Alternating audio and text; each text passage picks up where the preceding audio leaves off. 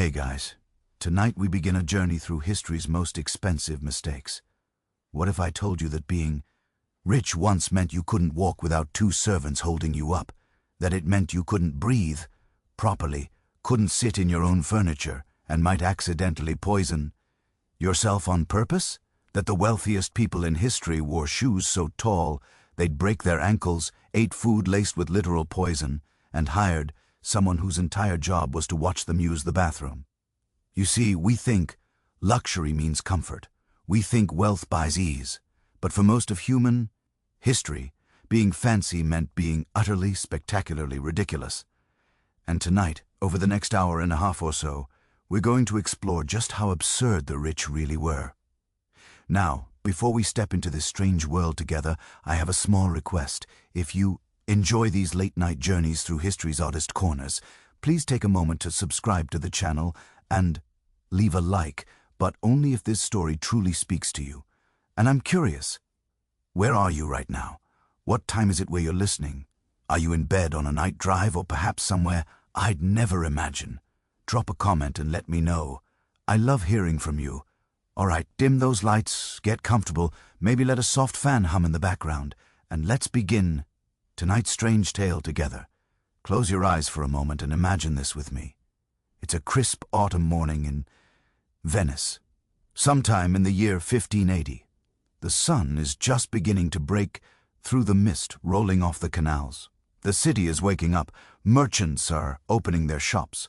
Gondolas are calling out to early travelers. And somewhere in a grand palazzo overlooking the Grand Canal, a young bride is preparing for the most important day of her life. Her name, well, history didn't record it. She was one of hundreds, maybe thousands of young women who went through this same ritual. But let's call her Isabella. Isabella is 17 years old. She comes from a wealthy merchant family, not nobility, but close enough that it matters. Her father made his fortune in the silk trade, and today she's marrying into an even wealthier family. Everything must be perfect. She's been preparing for this moment for 6 months. Not preparing her vows, mind you.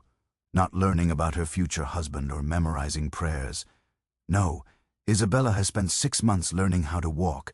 You see, Isabella is wearing Chopin.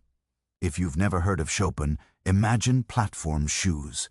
Now imagine those platforms getting taller, taller. Keep going. Now add another foot. Isabella's Chopins are 20 in tall. That's nearly 2 feet of carved wood, covered in told leather decorated with metallic braid that catches the morning light. They're beautiful. They're also completely, utterly insane. To put this in perspective, 20 in is the height of a small child. It's taller than most dogs, and Isabella is expected to walk down the aisle in these things, looking graceful, looking elegant, looking like the refined, noble woman she's about to become. She's been practicing with a dance master 3 times a week. She's fallen more times than she can count. Her ankles are covered in bruises she'll hide beneath her skirts. But today, she will walk. She must. 2 servants, strong young men from her father's household, position themselves on either side of her. She places a hand on each of their shoulders. They begin to move, and Isabella sort of glides.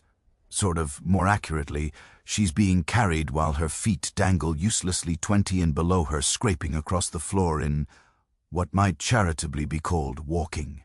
She looks, to quote one British visitor to Venice who saw this spectacle, like a parade. Float being moved through the streets. But here's the thing, and this is where it gets interesting. Isabella doesn't care. Neither does anyone else at this wedding. Because in Venice in 1580, this is exactly what wealth looks like. Let me explain something to you. We think of luxury as making life easier.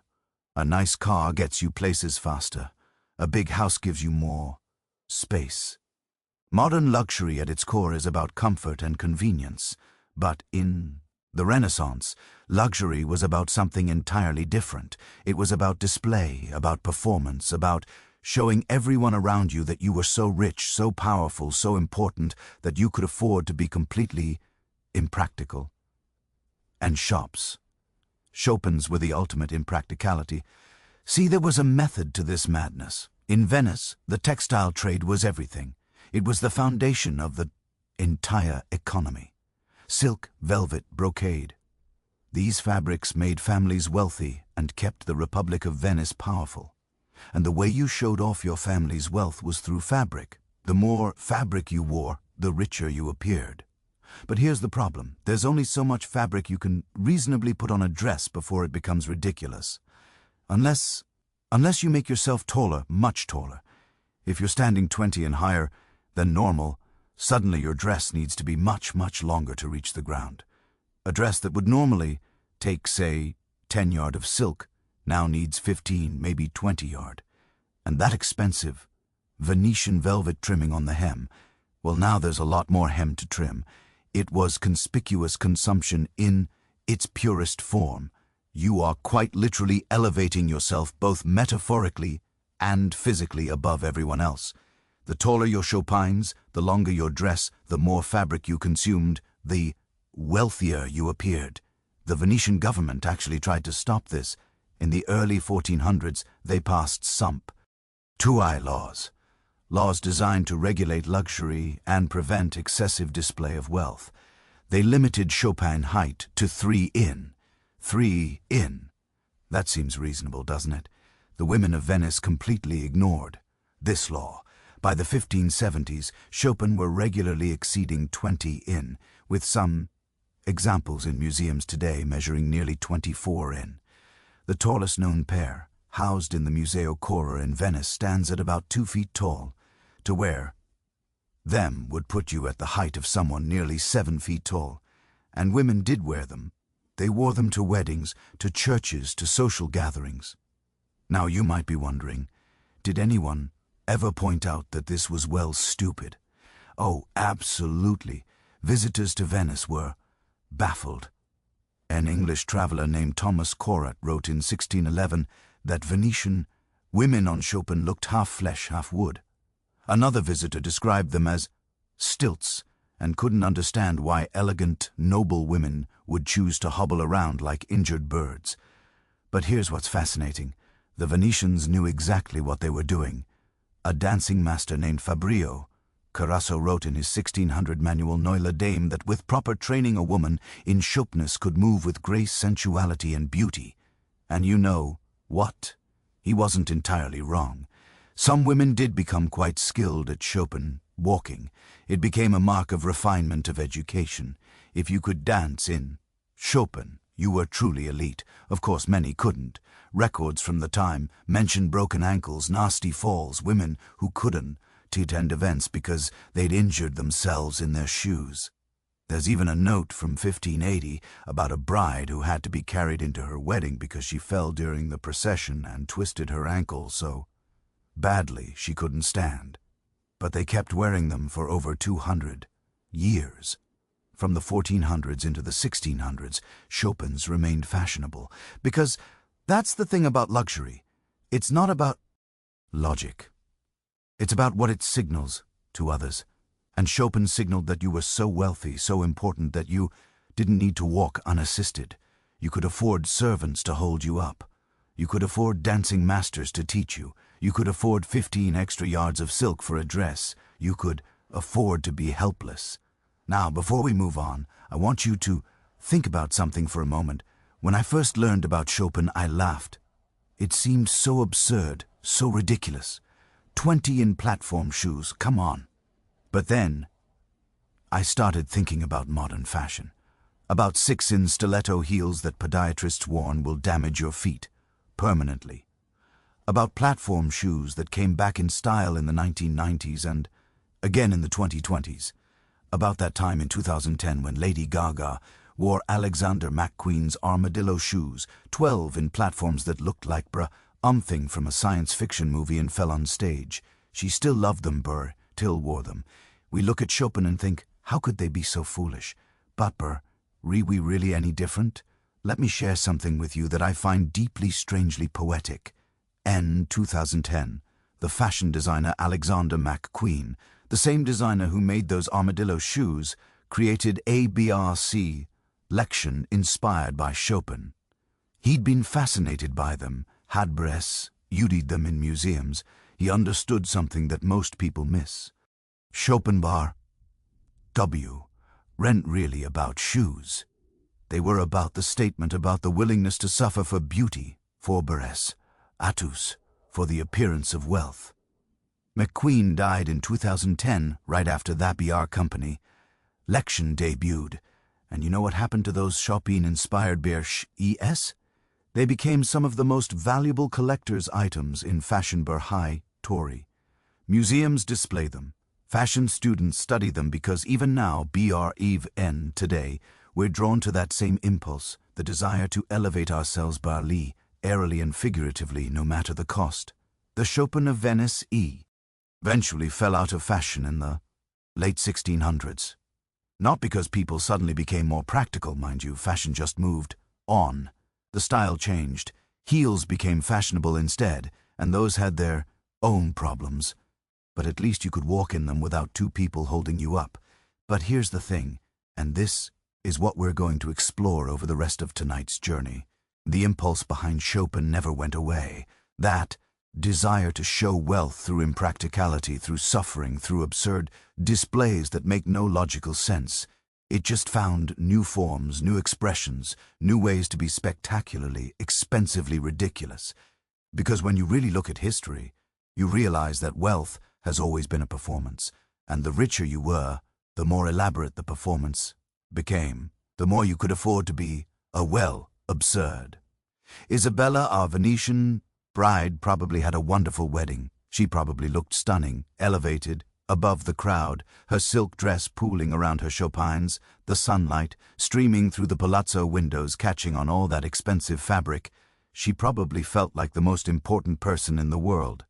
She also probably couldn't feel her feet by the end of the night, had bruises on her shoulders from gripping her servant so hard, and spent the next 6 months learning to walk all over again in everyday shops that were only 12 in tall. But that was fine. That was expected because she wasn't rich. She was performing richness, and the performance required sacrifice. And here's the really interesting part. The part that makes this story relevant to us sitting here in the 21st century. That performance never stopped. We just changed the costume.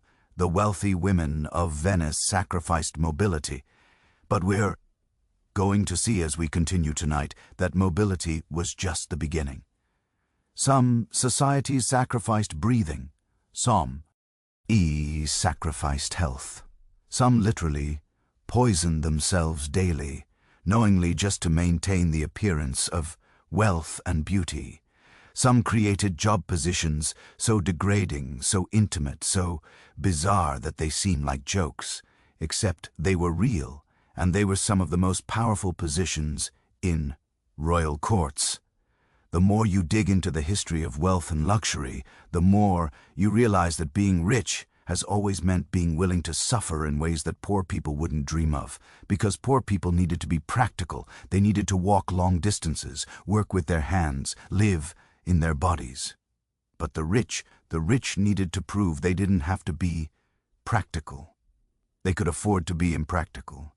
They could afford to be absurd. Chopins were just the beginning. They were just shoes. Wait until you hear about what they did to their hair. Wait until you hear about what they ate, what they wore, who they hired, and what they were willing to put on their faces and inside their bodies. All in the name of luxury. Because here's the truth that history teaches us over and over again. Luxury has never been about comfort. It's been about excess, about going beyond what's necessary, beyond what's practical, beyond what's sane. And the wealthier you were, the further beyond you could go. The Chopin of Venice put women 20 in off the ground, but that was nothing compared to what other societies did. Some put structures on their heads that added 4 feet to their height. Some compressed their organs into spaces half their natural size. Some consumed deadly poisons daily. Some made furniture they couldn't use, ate food they couldn't digest, and created social hierarchies based on who got to help the king go to the bathroom. And we modern people, sitting here with our smartphones and our Amazon Prime accounts and our Instagram feeds, we look at all of this and laugh. We How silly they were, how foolish. We would never be so absurd. Except we would, we are, we do, but we'll get to that later. For now, just remember Isabella on her wedding day, balanced precariously 20 in above the ground, suspended between two servants, wrapped in 20 yards of silk, feeling simultaneously powerful and helpless, elevated and trapped, wealthy and ridiculous, because that feeling, that strange contradiction, that's what luxury has always really been about, and it's only going to get stranger from here. So, now that we've explored how the wealthy literally elevated themselves above everyone else, sometimes to the point where they couldn't walk, let's talk about what they did to the other end of their bodies. Because if Chopin put you 2 feet off the ground, the hairstyles of 18th century France could put you 4 feet in the air. And unlike Chopin's, these weren't just uncomfortable. They were architectural, they were political, they were occasionally infested with vermin. And somehow, despite all of that, they became the ultimate symbol of power and prestige at the most glamorous court in Europe. Let's talk about the wigs of Versailles and the woman who made them legendary. Picture, if you will, a carriage traveling through the French countryside on a cold February evening in 1776. Inside sits Marie Antoinette, Queen of France, 19 years old, and she has a problem. She's on her way to a ball at the Duchess of Orleans' palace, one of the most important social events of the season. Everyone who matters will be there, and Marie Antoinette cannot fit inside her own carriage. Well, that's not quite accurate. She can fit. Her body fits fine. It's her hair that's the problem. You see, perched atop the young queen's head is a creation that stands nearly 4 feet tall. It's a tower of curled, powder-decorated hair, or rather mostly horsehair and artificial pieces, with some of her real hair woven in for stability. Embedded in this architectural marvel are ostrich plumes, 3 of them. Each plume is over 2 feet long, dyed in delicate pastels, and they wave and bob with every movement. They're beautiful, they're fashionable, they are exactly what every woman at this ball will be desperately trying to outdo. They're also currently bent against the roof of the carriage, threatening to snap. Marie Antoinette makes a decision. With the help of her ladies-in-waiting, she removes the plumes. They'll have to travel separately. She'll reattach them when she arrives at the ball. It's inconvenient, certainly, but this is the price of fashion. This is the price of being queen. This is 1770s France. And your hair isn't just hair. It's a statement. It's art. It's politics. It's architecture that you wear on your head. And sometimes, yes, it simply doesn't fit through doors. Now, I want you to understand something. We're not talking about big hair in the way you might imagine. We're not talking about 1980s rock band hair all teased and sprayed. We're not even talking about beehives or bouffants. Those styles would eventually be inspired by what we're discussing tonight. No, what we're talking about is something altogether more ambitious, more absurd, and more strangely wonderful. We're talking about the pouf. The pouf wasn't invented by Marie Antoinette, though she certainly made it famous. It was created by a man named Leonard Ulti, or Leonard Alexis Ortier, depending on which historical record you trust. Leonard arrived in Paris in 1769 from Bordeaux. He was young, ambitious, unlicensed as a hairdresser, and wearing second-hand aristocratic clothes that he couldn't actually afford. Within a few years, he would become the most famous, most expensive, and most influential hairdresser in Europe. How did he do it? Well, it started with a fairy. In 1770, Leonard D was desperate for work. The established Parisian hairdressers had essentially blacklisted him. This upstart from the provinces, with his wild ideas and his lack of proper credentials. So he took a job backstage at a theater. Nobody important, nobody glamorous, just doing hair for minor actresses in minor productions. But one night he was assigned to style an actress playing a fairy in some forgettable play. And Leonard looked at this actress, looked at this role, and thought, a fairy should look magical. A fairy should look like she's from another world. A fair's hair should defy gravity itself. So he created something that had never been seen before. He built a structure, a scaffolding made of wire, and he worked the actress's hair around it, adding false pieces, adding padding, adding height. Then he decorated it with ribbons, with flowers, with little ornaments. And then, and this was the touch that made everyone gasp, he attached a circle of golden stars on nearly invisible wire, so they seemed to float above her head like a halo with no visible means of support. When that actress walked on stage, the audience went silent. Then they erupted. Who cared about the play? Who cared about the story? Everyone was staring at her hair. Within weeks, women across Paris were begging Leonard to recreate the style. Within months, he had more clients than he could handle. And within a few years, he'd caught the attention of the woman who would make him legendary, Marionette herself. Now, Marie Antoinette didn't start her reign with 4-foot hairstyles. When she first arrived in France from Austria in 1770, she was 14 years old, and her hair was relatively simple. Powdered, yes, curled certainly, but nothing outrageous. She was trying to fit in, trying to be accepted by the notoriously vicious French court. But by 1774, when she became queen at just 18 years old, everything chan.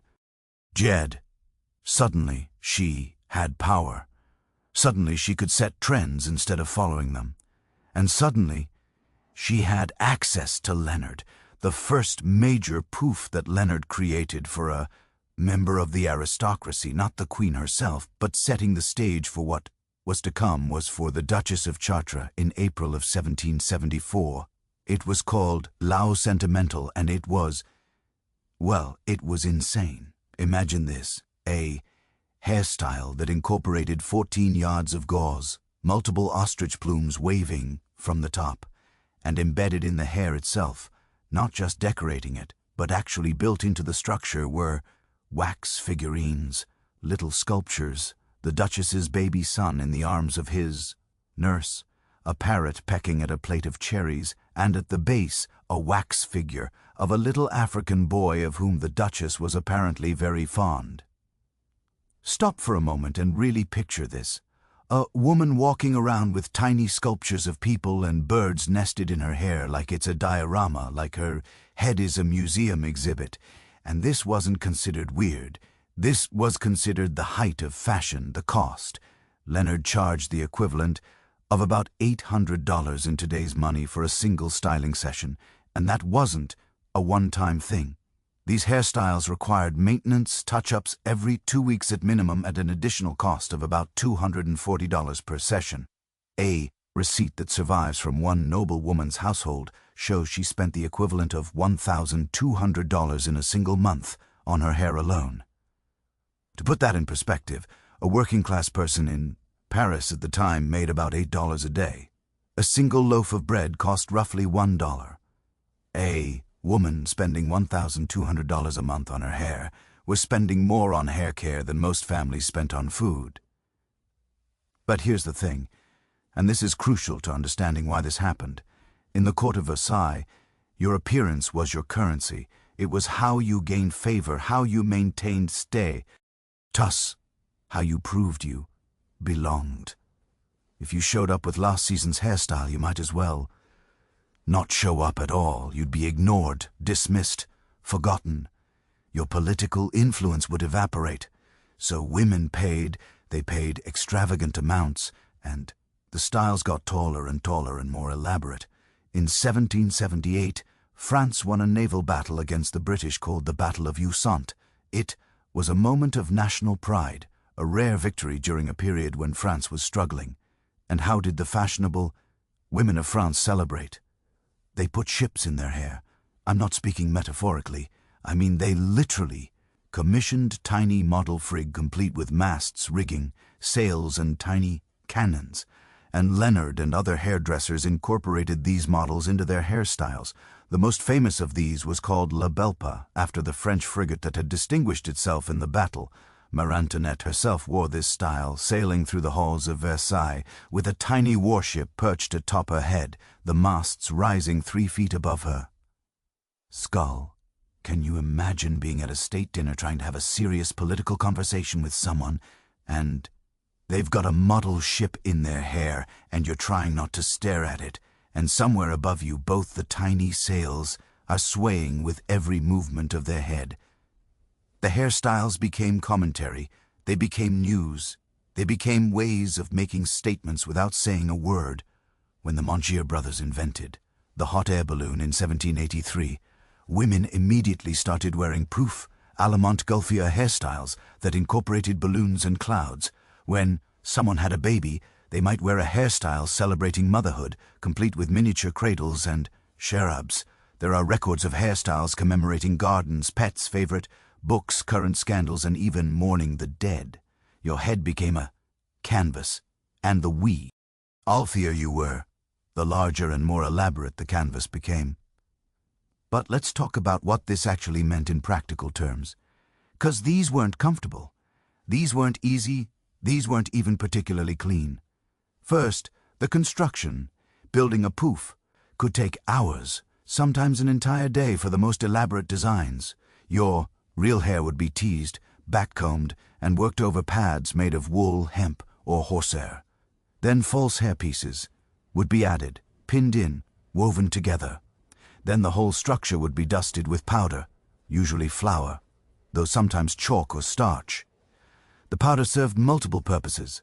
It made the hair white or gray, which was fashionable, and it also helped everything hold together, acting as a kind of adhesive.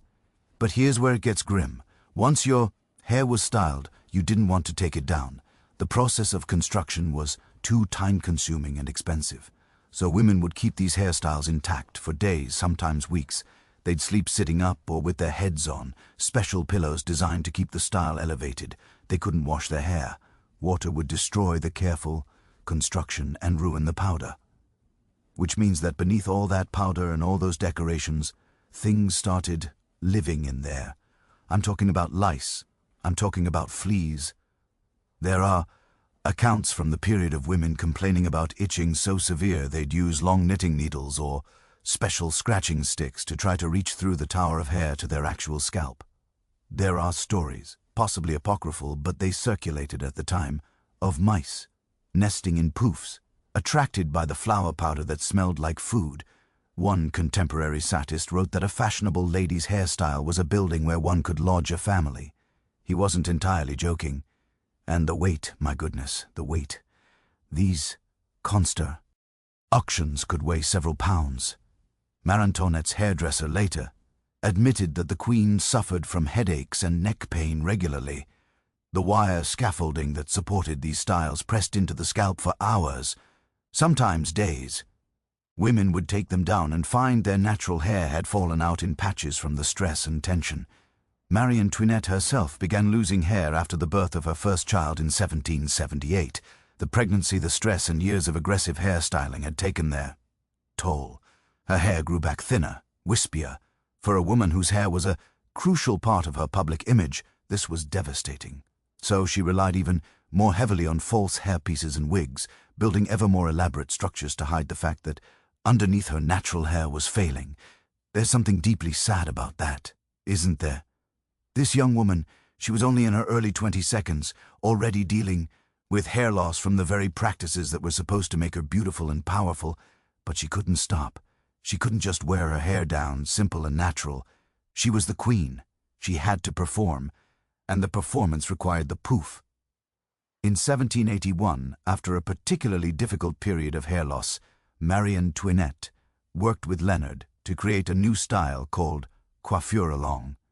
Essentially, a shorter, more feathered look that accommodated her thinning hair. She tried to make it seem intentional, fashionable, a deliberate choice, and for a while it worked. Other women copied her, but everyone knew the truth. Everyone whispered about it. The queen's hair was failing, and with it, in small ways, so was her image of perfection.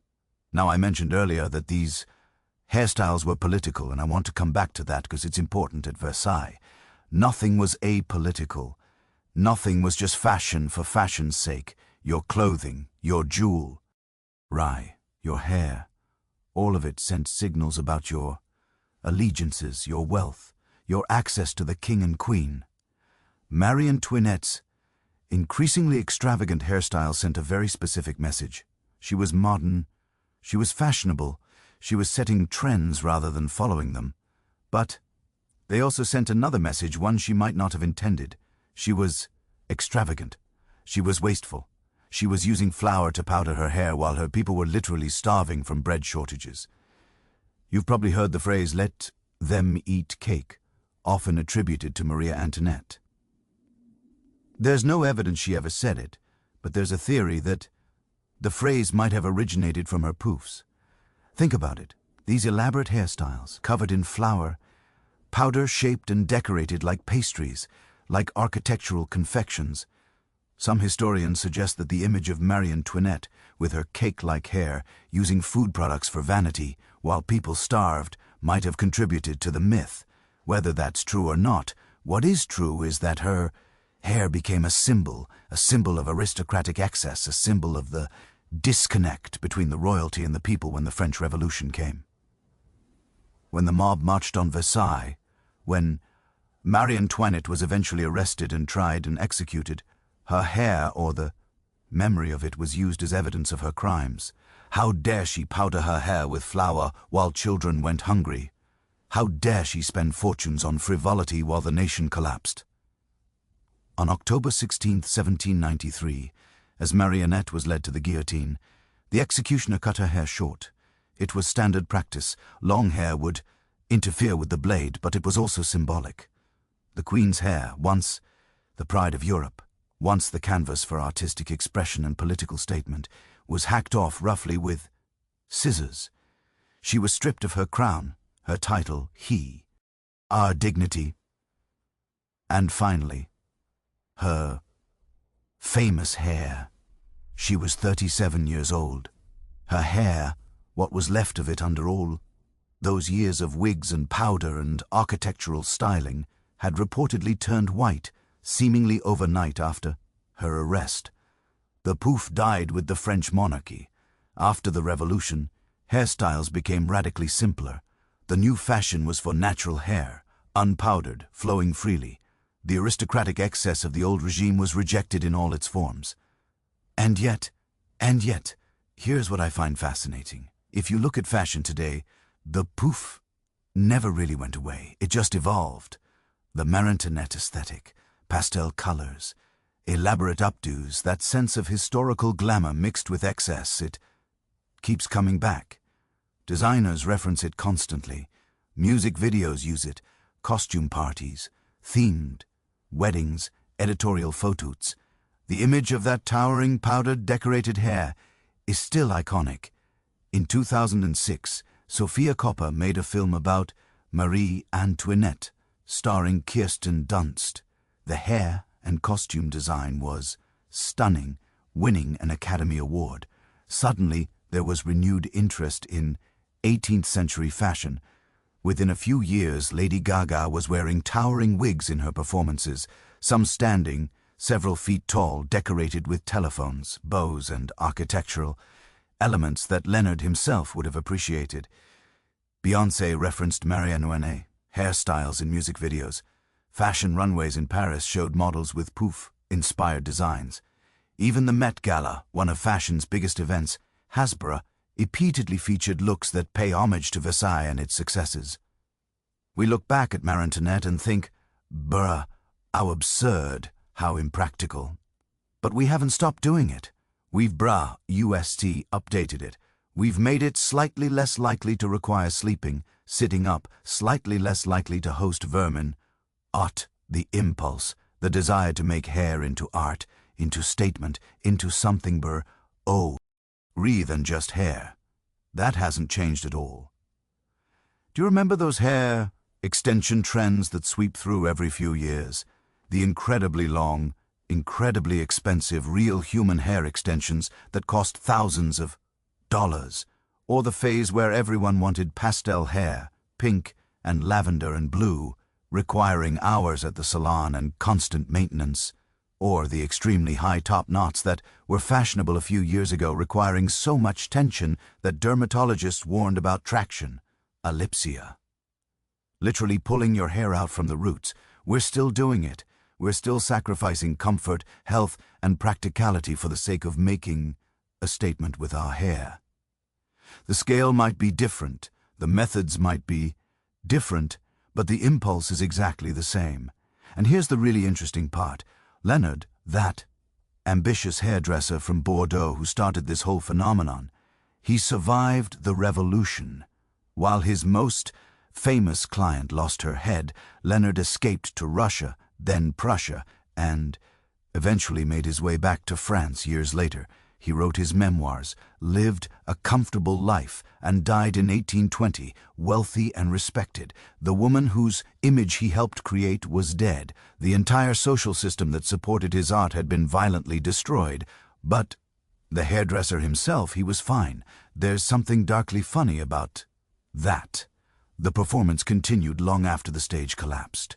So when you think about Marionette in her carriage, forced to remove the plumes from her hair because they wouldn't fit, remember, she knew it was absurd. They all did. But absurdity was the point. Excess was the point. The more impractical, the more expensive, the more over the top you could be, the more it proved you belonged at the top of society. Until, of course, society decided they'd had enough of the people at the top. But we're getting ahead of ourselves. Because if you think 4-foot hairstyles full of ships and powder and possibly mice were the peak of luxury's absurdity, just wait.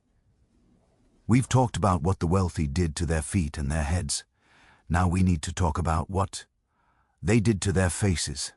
And specifically, we need to talk about the lengths, the deadly, poisonous, medically catastrophic lengths that people went to achieve the perfect complexion. Because chopines could break your ankles and poofs could give you headaches. But what comes next? What comes next could actually kill you. And the truly horrifying part is they knew. They absolutely knew, and they did it anyway. There's a photograph that survives from 1898. Well, not a photograph exactly. An advertisement. It shows a young woman with luminous pale skin gazing serenely at the viewer.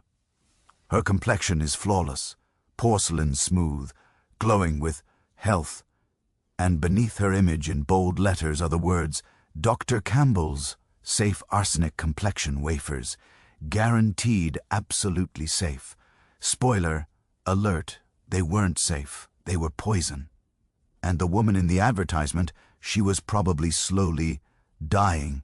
But here's the thing that makes this story so much darker than Chopin or even Marie Antoinette's hair. Everyone knew, the doctors knew, the women using them knew, even Dr. Campbell, if he existed at all, knew. Arsenic had been a well-demented poison for centuries. By the 1890s, it was common knowledge that arsenic could kill you, and yet women bought these wafers by the thousands. They ate them daily. They recommended them to friends. They wrote glowing testimonials about how beautiful their skin had become. Because when you look at the alternative, being ordinary, being plain, being someone who would have to work outdoors, death seemed like a reasonable risk. Let me take you back a bit further to understand how we got here, to Victorian England in tea. The 1850s, where an entire beauty philosophy was being constructed around one simple, terrible idea. Paleness equals purity, and purity equals worth. Think about the logic for a moment. If you had pale skin, it meant you didn't work outside. If you didn't work outside, it meant you were wealthy, enough to have servants who did the outdoor work for you. If you were wealthy, you were likely educated, refined, cultured, and if you possessed all those qualities, you were morally superior. See how quickly physical appearance became moral judgment. But here's the beautiful, terrible irony. There was another reason Victorian society became obsessed with pale skin. Tuberculosis. You know, tuberculosis, right? Consumption, as they called it. The disease that caused fever, weight loss, terrible coughing, and eventually death. It was one of the leading causes of death in the 19th century. It killed rich and poor alike, though the crowded, unsanitary conditions of industrial cities made it particularly devastating to the working class. And somehow, in one of her history's most bizarre twists, tuberculosis became fashionable. No, I'm serious. The symptoms of tuberculosis: extreme pallor, translucent skin, a sort of ethereal thinness, rosy cheeks from the fever, bright eyes from the same fever. These became the beauty ideal. They called it the consumptive look. Poets wrote about it. Artists painted it. The most beautiful heroines in literature were often described as having that delicate, wasting appearance. There was this cultural belief that tuberculosis somehow brought out a person's inner beauty, that it refined them, made them more spiritual, less tied to the earthly body. Beautiful women were thought to be particularly susceptible to the disease, as if beauty itself made you fragile, made you prone to this elegant wasting away. Of course, this was complete nonsense. Tuberculosis didn't care how beautiful you were. It was a bacterial infection that destroyed your lungs and killed you slowly and painfully. But the romanticism around it was so powerful that women actively tried to mimic its symptoms. They wanted that pale, translucent skin. They wanted those rosy cheeks. They wanted to look like they were gently, beautifully dying. Enter arsenic. Now, arsenic's use in beauty wasn't new to the Victorian era. It had been used in various forms for centuries, but in the mid-1800s it experienced a renaissance, and we can trace the moment quite precisely. In 1851, a Swiss physician named Johann Jakob von Nudi published a report in a medical journal about a group of people in Syria, a region of Austria, who regularly ate arsenic. They called themselves toxicophagy, poison eaters, and doctor. Von Nudi reported something fascinating.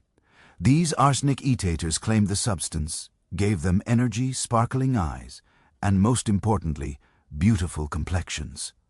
The report noted, of course, that long-term arsenic consumption led to an inevitable infirmity of the body, which is medical speak for it eventually kills you. But that detail got lost in the excitement. Beauty writers across Europe seized on the story. Suddenly, there were tales of women in Bohemia, now part of the Czech Republic, who bathed in arsenic springs to achieve that perfect pale skin. An actress and beauty writer named Lola Montez wrote in her book The Arts of Beauty about these women, describing how the arsenic gave their skin a transparent whiteness. But Lola also included a warning, and this is the part that haunts me.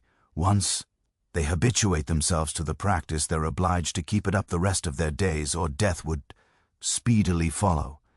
Think about that. She's saying once you start, you can't stop. The arsenic becomes necessary. Your body adapts to the poison, builds up a tolerance. And if you suddenly stop taking it, the withdrawal will kill you. You become addicted to the very thing that's slowly killing you anyway. And women read this and thought, yes, but did you see how good their skin looked? So the arsenic products flooded the market. Arsenic soaps, arsenic powders, arsenic creams, and most popular of all, arsenic wafers, little edible tablets that you could take daily like vitamins, except instead of vitamins, it was literally rat poison. Dr. the Campbell's safe arsenic complexions wafers were just one brand among many. You could order them from the Sears and Roebuck catalog along with your farming equipment and kitchen supplies. They promised to remove pimples, blackheads, and other blemishes. They promised to give you that coveted pale smooth complexion. They promised beauty in a convenient, easy-to-take form. What they actually delivered was a slow, agonizing poisoning. Let me tell you what arsenic does to the human body, because this is important. In small doses, very small doses, arsenic can be tolerated. Your body can process it and expel most of it. And during that process, it does do something to your skin. It kills red blood cells. And when you kill red blood cells, you reduce the blood flow near the surface of your skin, which makes you look paler. It also causes your capillaries to dilate slightly, which can give a sort of rosy glow to your cheeks. So technically, yes, arsenic did what it promised. It did make you look like you had a beautiful, pale, consumptive complexion. It also, with continued use, caused hair loss, nerve damage, kidney failure, terrible growths on the skin called arsenical keratosis, abdominal pain, vomiting, and eventually death. But here's the truly insidious part. It was addictive. Not psychologically addictive in the way we usually think about addiction, but your body would build up a tolerance. You'd eat more and more to see the same effects. And if you stopped suddenly after your body had adapted to having arsenic in it constantly, the sudden absence would throw your system into shock. Women would start with 1 wafer a day, then 2, then 3. Their skin would look better and better. People would compliment them. They'd feel beautiful, desirable, successful, and then their hair would start thinning. Their gums would bleed. They'd develop a persistent cough, strange rashes, numbness in their extremities. But if they stopped, they'd look terrible. Their skin would break out worse than ever. They'd feel sick. So they'd start again, and the cycle would continue until either they managed to slowly wean themselves off, a process that could take months, or until the arsenic did what arsenic does. There are death records from this era. Young women aged 20, 25, 30 dying of mysterious illness or consumption when really they'd poisoned themselves in the pursuit of beauty. And often the families didn't even know. The girl had just been trying to look nice. She'd been using products that were legally sold that claimed to be safe. How could they have known? Except people did know. Doctors wrote articles warning against arsenic cosmetics. Medical journals published case studies of arsenic poisoning. By the 1870s and 1880s, the dangers were well documented and publicly discussed, and women kept using it. Anyway, there's a column that ran in Harper's Bazaar during this era called The Ugly Girl Papers, or Hints for the Toilet. That title alone tells you so much about the pressure women were under. If you weren't beautiful, you were ugly. And if you were ugly, you needed help. Hints, tips, products. The author, writing under the name Mrs. S.D. Powers, recommended all sorts of preparations. Washing your face with ammonia. Yes, ammonia, the cleaning product, every morning. Coating your CE with opium overnight. Using mercury to restore lost eyelashes. Mercury, which is, let's be clear, also extremely poisonous. But the beauty advice that haunts me most is this. She recommended a compress made with taraxarum, which she describes as acting like a mild but imperceptible blister and leaves a new skin soft as an infant's. An imperceptible blister. Think about that phrase. She's recommending something that will chemically burn away the top layer of your skin, a 19th century chemical peel, and calling it imperceptible, as if the pain doesn't count as long as the results are good. Now, you might be wondering, didn't anyone try to stop this? Didn't government step in? Well, eventually, yes. By the early 1900s, regulations began to appear. The Pure Food and Drug Act of 1906 in the United States started requiring more honest labeling. Countries across Europe began restricting or banning arsenic in cosmetics. The tide was slowly turning, but it took decades. And in the meantime, entire generations of women gambled with their health and their lives for the sake of looking pale and delicate. And here's what really gets me. Some of them knew exactly what they were doing. There are letters, diary entries, private correspondence from this era, where women acknowledge the dangers but decide it's worth it. One young woman wrote to her sister, "I know the wafers, not good for me, but Margaret, you should see how clear my skin has become." Even Mother noticed. Even Mother noticed. That validation, that approval, was worth the risk. I want to pause here and talk about something that might be uncomfortable, because it's easy to look at Victorian women eating arsenic and think, how could they be so foolish? How could they value beauty over health so completely? But are we really so different? Think about modern cosmetic procedures. Botox, which is literally botulinum toxin 1O, the most poisonous substances known to humans, being injected into faces millions of times a year. Yes, it's controlled, it's medical, it's usually safe, but it's still poison. We're still voluntarily putting poison in our bodies for beauty. Or consider the skin lightening creams that are still sold today, often illegally, that contain mercury. In 2010, a woman in California was hospitalized with kidney failure after using mercury-based skin lightening cream for less than a year. The FDA prohibits mercury in cosmetics, but these products are still available, still used because the desire for lighter skin. That same desire that drove Victorian women to arsenic, it hasn't gone away. Or think about the dangerous diet pills, the unregulated supplements, the extreme cosmetic surgeries with serious complication rates. Brazilian butt lift procedures have one of the highest mortality rates of any cosmetic surgery, and yet they are increasingly popular. Women, and men too, let's be honest, are still making the calculation. Is this risk worth the potential reward of being more beautiful? We like to think we've evolved, that we're more informed, more careful, more rational than our Victorian ancestors, but I'm not sure we are. We've just changed which poisons we're willing to take. The arsenic wafer manufacturers eventually went out of business. Not because people stopped wanting pale skin, that would take much longer to change, but because the regulations caught up, and because alternatives became available. Safer alternatives. Face powder made from rice flour or talc instead of lead, creams made from zinc oxide instead of arsenic, and slowly, very slowly, the beauty ideal began to shift. By the 1920s, tan skin was starting to become fashionable, associated with leisure time spent at beaches and resorts. Coco Chanel is often credited with this shift, though like most fashion GES, it wasn't one person but a cultural movement. Pale skin was still valued, but the obsession with that consumptive, deathly pallor began to fade.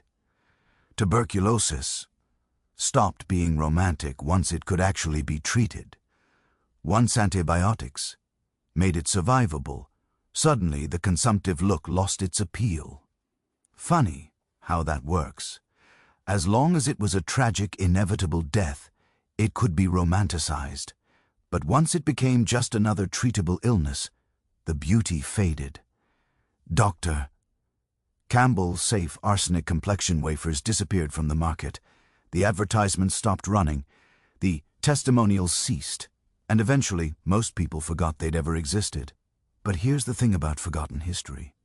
It has a way of repeating itself because the impulse that drove women to eat arsenic, the desperate desire to meet a beauty standard, to be seen as valuable, to be worth looking at, that impulse hasn't gone anywhere.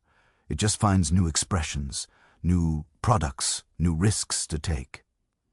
And sometimes late at night I think about that woman in the 1898 advertisement, the one with the perfect pale glowing skin. I wonder what happened to her. I wonder if she was a real customer or just a model. I wonder if she believed the product was safe, or if she knew, somewhere deep down, that beauty this perfect had to come at a cost. I wonder if she thought it was worth it. The Victorians poisoned themselves for pale skin. They knew it was dangerous. They did it anyway, because the alternative, being plain, being ordinary, being invisible, seemed worse than death. And the truly terrifying thing is, I'm not sure we've learned anything from their mistake. We've just gotten better at lying to ourselves about the risks. So, we've seen what the wealthy did to their bodies, crippling their feet, crushing their hair beneath the weight of architecture, poisoning themselves from the inside out. But there's an other kind of luxury we haven't talked about yet. Another kind of absurdity that doesn't hurt the person directly, but reveals something even stranger about how power works. Because so far, everything we've discussed has been about appearance, about looking wealthy. But what about the invisible moments? What about the private, intimate, utterly unheroic parts of being human? The parts that everyone has to deal with, no matter how rich or powerful they are. What happens when even something as basic as going to the bathroom becomes an opportunity to display status and create hierarchy? Let me introduce you to one of the strangest, most powerful positions in the history of European monarchy. A position so intimate, so seemingly degrading that when you first hear about it, you'll think I'm joking. But I promise you, This is real. And what's more, the men who held this position weren't servants scraping by. They were some of the most feared and influential people in the entire royal court. Let's talk about the man who helped the king go to the bathroom, and how that somehow made him more powerful than almost anyone else in the kingdom. Imagine you're a young nobleman in England around the year 1510. You're well-educated, from a good family, connected to all the right people. You have ambitions. You want power, influence, a position close to the throne.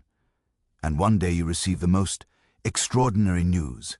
King Henry VIII himself has selected you for a position in his private household. This is it. This is your moment. Your father pulls you aside to tell you exactly what this position entails, and as he explains, your face goes through a remarkable journey from excitement to confusion to dawning horror to a kind of resigned calculation, because the job you've just been offered, the job that will make you one of the most powerful men in England, involves watching the king defecate. Actually, that's not quite accurate. It involves much more than watching. You'll be responsible for the king's portable toilet, a velvet-covered chair called a close stool with a pewter chamber pot underneath.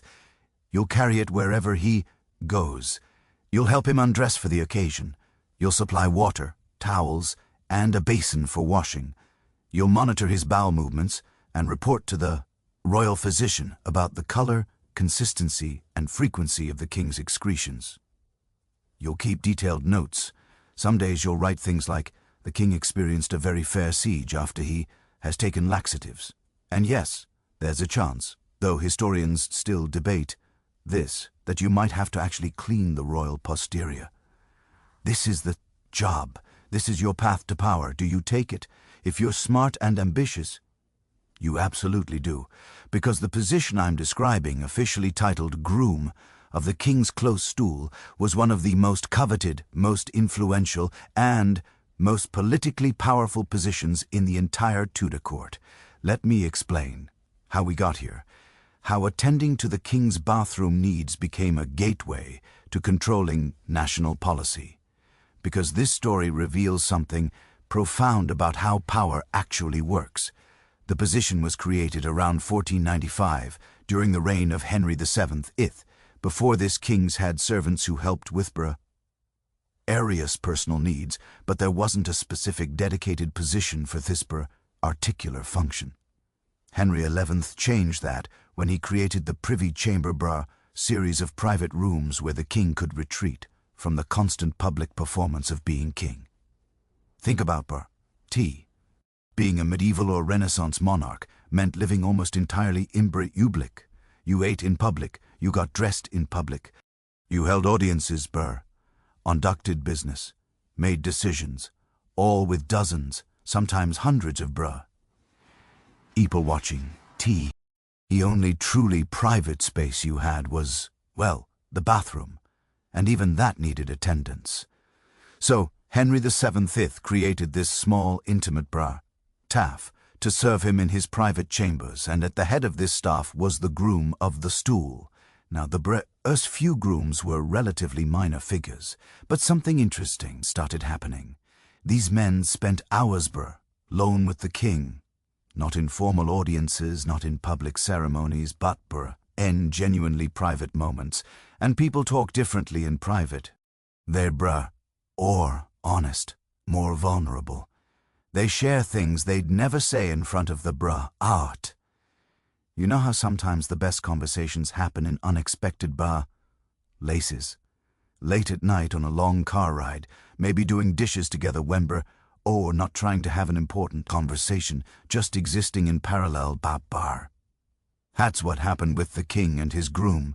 The king would need to use the close stool, which, by the way, was genuinely luxurious. Records from 1495 describe it as made of ein timber draped in black velvet and fringed with silk, with 2 pewter basins nd 4 broad yards of Tory cloth. This wasn't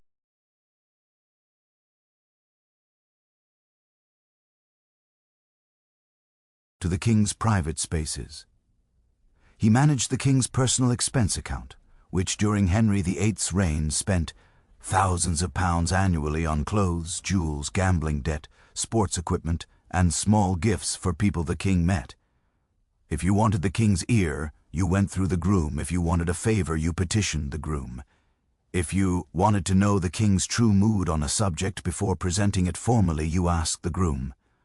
The groom became, effectively, the king's chief of staff, his personal secretary, his most trusted advisor, all rolled into one. And yes, he also helped the king use the bathroom. Let me tell you about Hugh Dennis, because his story illustrates this perfectly. Hugh was groom of the stool to Henry VII and one of the wealthiest grooms in history. He owned least 4 manors. He was married to an aristocratic woman from a powerful Amelie. When he died in 1511, his estate was worth a fortune. But here's the interesting part. Hugh wasn't from a particularly elevated background. He was gentry, respectable, but not nobility. His power, his wealth, his influence all came from this position. And how did he accumulate it? People paid him. Not officially, of course. But if you were a artia seeking favor, you might give the groom a gift, a pension, a piece of and money, because the groom could mention your name to the king at the right moment, in the right way, in those private hours when the king's guard was down. That access was worth everything, Here's a delicious irony here. The aristocracy, the old noble families who raced their lineage back centuries, they hated this. A duke once complained, Henry VIII, that the king would give his fees, offices, and rewards to boys, Arthur the nobleman. He was talking about the grooms, these upstart servants who wielded more influence than men with ancient titles and vast estates. But Henry didn't care. He trusted his grooms precisely because they weren't old nobility. They owed everything to him. Their loyalty was absolute because their power depended entirely on his favor. Now, let me tell you about the most powerful groom of the stool in English history, Sir Anthony Denny, who served Henry VIII from 1536 until the king's death in 1547. Anthony wasn't just powerful. He was terrifyingly powerful. He had a golden key, literally made of gold, attached to a blue ribbon that could lock and unlock the king's private chambers. No one else had this key. No copies could be made. If Anthony decided you didn't get to see the king, you didn't see the king. Ended discussion. But more than that, Anthony controlled the king's dry stamp. This was a device that could reproduce the king's signature. In Henry's final years, as he grew sick and increasingly unable to sign documents himself, Anthony essentially held the power to sign the king's name to anything. Think about that.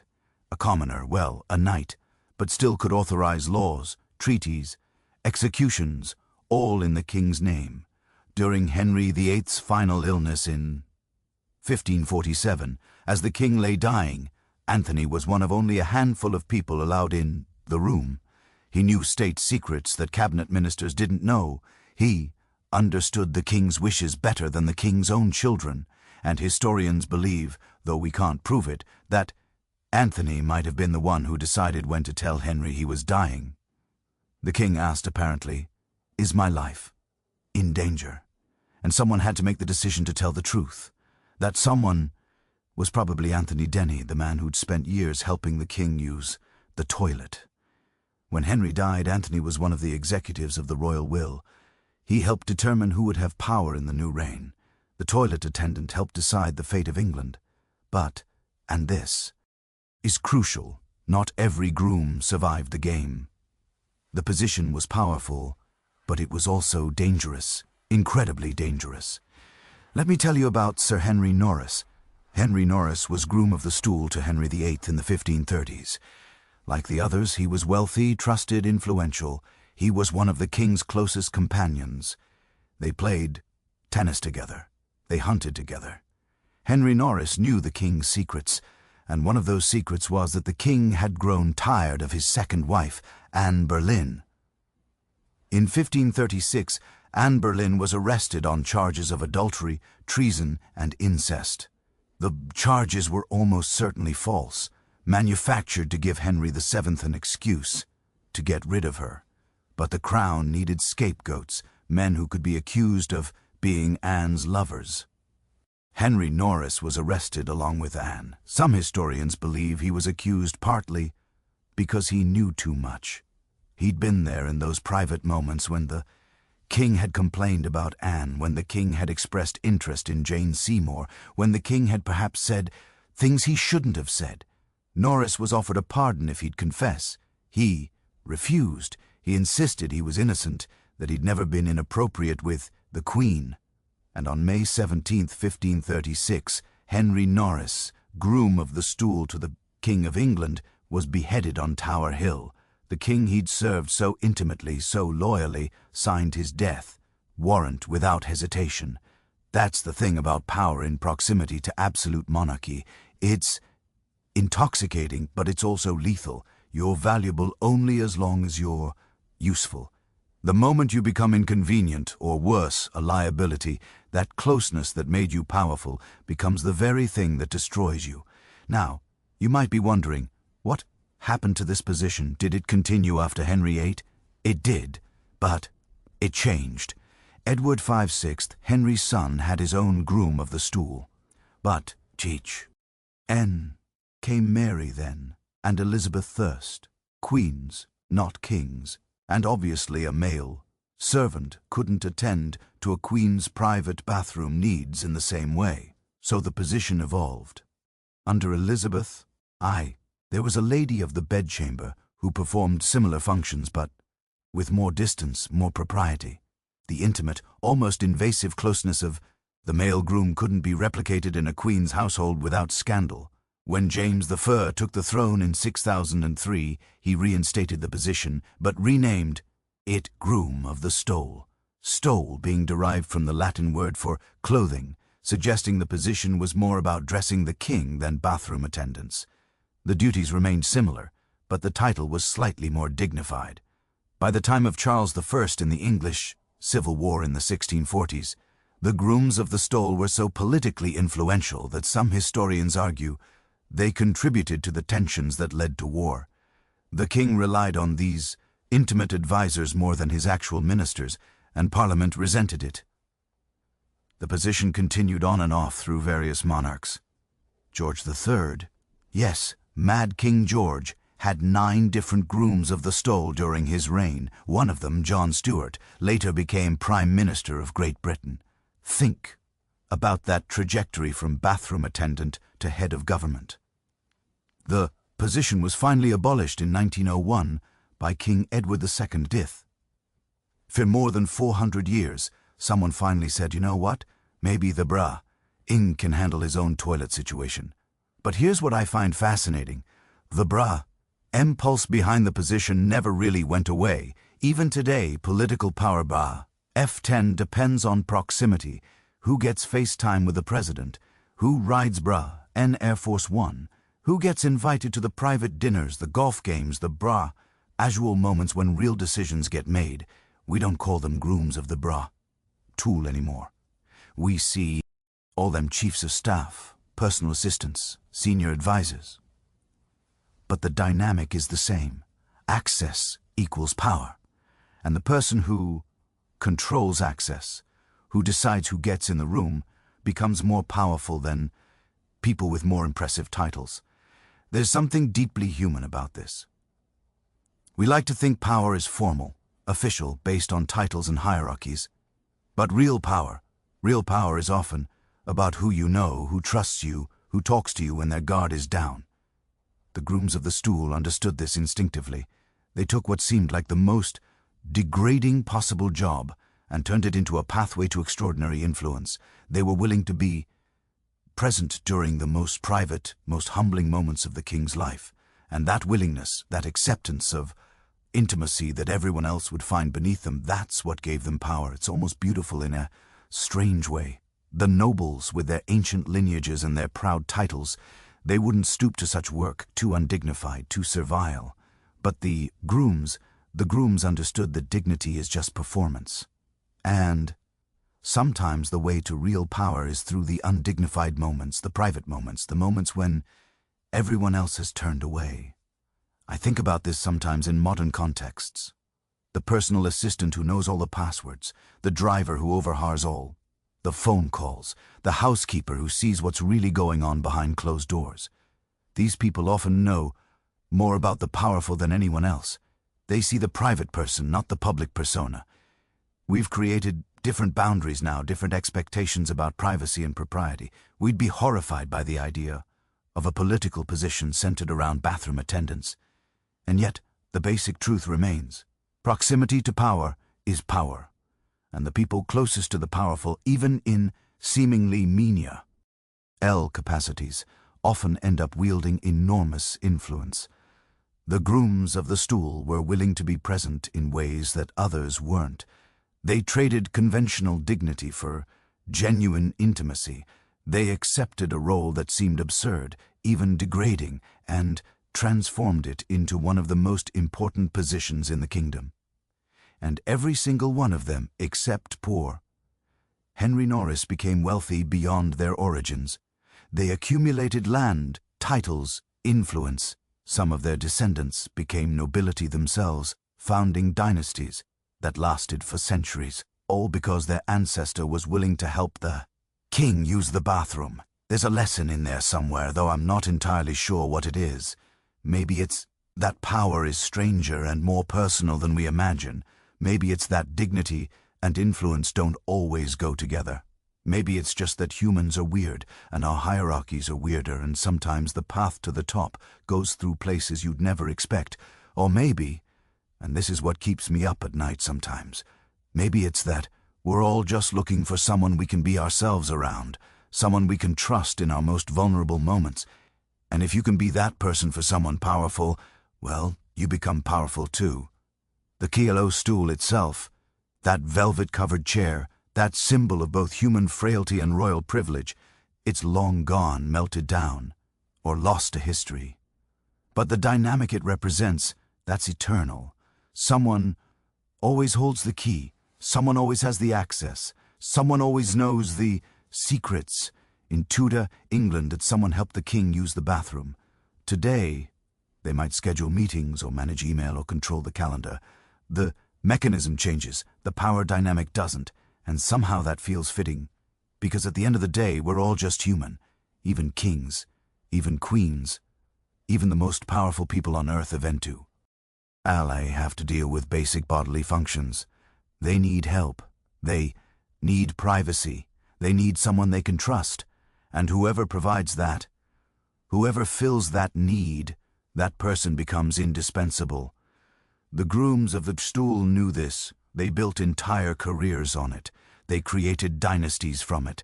They turned into power, quite literally. So we've seen how proximity to power can elevate even the strangest positions into positions of influence. But there's another aspect of historical luxury we haven't explored yet, one that's less about power and more about a particular kind of denial, a refusal to acknowledge certain basic needs. Because while the grooms of the stool were making careers out of attending to bodily functions, there was another segment of wealthy society that simply pretended those functions didn't exist. They found a different solution to the problem of being human in a body that requires maintenance. They decided that if they couldn't eliminate the problem, they'd simply cover it up, literally, with enormous amounts of perfume. Let's talk about why the wealthiest people in Europe sometimes didn't bathe for years, and how they tried to convince everyone, including themselves, that this was perfectly fine. There's a legend about King Louis, the 14th of France, the Sun King, the most powerful monarch in Europe, the man who built Versailles, that he bathed only 3 times in his entire life. 3 times in 77 years. Now, historians debate whether this is literally true or an exaggeration, but here's what we know for certain. Louis XIV was terrified of water. He believed that bathing was dangerous, that it opened the pores and made you vulnerable to disease. And this wasn't just his personal eccentricity. This was mainstream medical belief across Europe for hundreds of years. So, how did the wealthy deal with the fact that humans well smell, especially ally when you're wearing layers of wool and velvet and silk in palaces without air conditioning during summer? In France, The answer is simple, really. They didn't deal with it. They covered it up. They drowned it in perfume so strong it could probably strip paint, and they convinced themselves and tried to convince everyone else that this was not only acceptable but actually superior to bathing. Let me take you to Versailles in the year 1685. It's summer, it's hot, and inside the palace there are anywhere from 3,000 to 10,000 people at any given time, depending on the day and what events are happening. Nobles, servants, courtiers, guards, petitioners, visitors, all crammed into a building that, magnificent as it is, has almost no plumbing. Actually, let me be more specific. Versailles has no bathrooms, not in the modern sense. There are chamber pots, which are carried around and emptied out windows or into hallways. There are a few guard-robes, essentially holes in the wall that drop waste into the moat below. And there's the famous Hall of Mirrors, where nobles would sometimes relieve themselves in the corners, behind the curtains during long ceremonies. Yes, you read that correctly. In the corners, the Hall of Mirrors at Versailles. A visitor to Versailles in the late 1600s wrote in his diary that the palace hallways were unbearable in summer because of the smell of urine and feces that was everywhere. Another visitor described having to hold a perfumed handkerchief to his nose just to walk through certain corridors. This was the most glamorous court in Europe. This was the palace that other monarchs envied and tried to imitate, and it smelled like an open sewer. But the lack of bathrooms was only part of the problem. The bigger issue was that people didn't bathe, and they didn't bathe because they genuinely believed it was harmful. The medical theory of the time was based on miasma. The idea that disease was carried through bad air, through odor and vapors. But there was a related belief that your skin was a barrier, and that barrier was maintained by the natural oils your body produced. If you bathed, especially in hot water, you'd open your pores, wash away those protective oils, and make yourself vulnerable to disease entering your body. So bathing, especially full body, bathing in hot water, was considered dangerous. It was something sick people did for medical treatment, not something healthy people did for hygiene, and certainly not something sophisticated, wealthy people did regularly. There were exceptions, of course. Cold water was considered safer because it didn't open the pores as much. Some people would occasionally wash their face and hands in cold water, but a full bath with hot water, fully immersed, that was rare. That was risky. That was honestly kind of vulgar. Queen Elizabeth I of England was considered unusually fastidious because she bathed once a month, whether she needed it or not. That was the joke people made. Once a month was considered excessive cleanliness. So, what did people do instead? They changed their undergarments frequently, or at least wealthy people did. The theory was that your underclothes, usually made of linen, would absorb the sweat and dirt from your body. So if you changed your shift or your chemise daily, you were essentially cleaning yourself without the dangerous practice of bathing. This is why wealthy people owned dozens of linen undergarments, but might go months without washing their actual bodies. And then there was perfume. Oh, the perfume. Perfume in the 17th and 18th centuries wasn't what we think of today. A light, pleasant scent you dab on pulse points. No, this was industrial-strength odor coverage. This was all factory warfare. Perfumes were thick, heavy, overwhelming. They needed to be because they were fighting against some serious competition. The most popular perfumes of the era made from animal products. Musk from the glands of musk deer. Ambergris from the digestive system of sperm whales. Yes, essentially whale vomit. Civet from the anal glands of civet cats. These weren't delicate floral scents. These were deep, powerful, almost aggressive smells, and people applied them liberally, not just to their bodies, but to their clothes, their wigs, their gloves, their handkerchiefs. Everything was perfumed. You could probably smell a wealthy person coming from 50 feet away. But here's where it gets really interesting. Perfumed gloves became one of the most important fashion accessories of the era. These weren't just gloves that happened to smell nice. These were gloves that were soaked in perfume, sometimes for weeks, until they were saturated with scent. Why? Well, think about what your hands touch. Everything.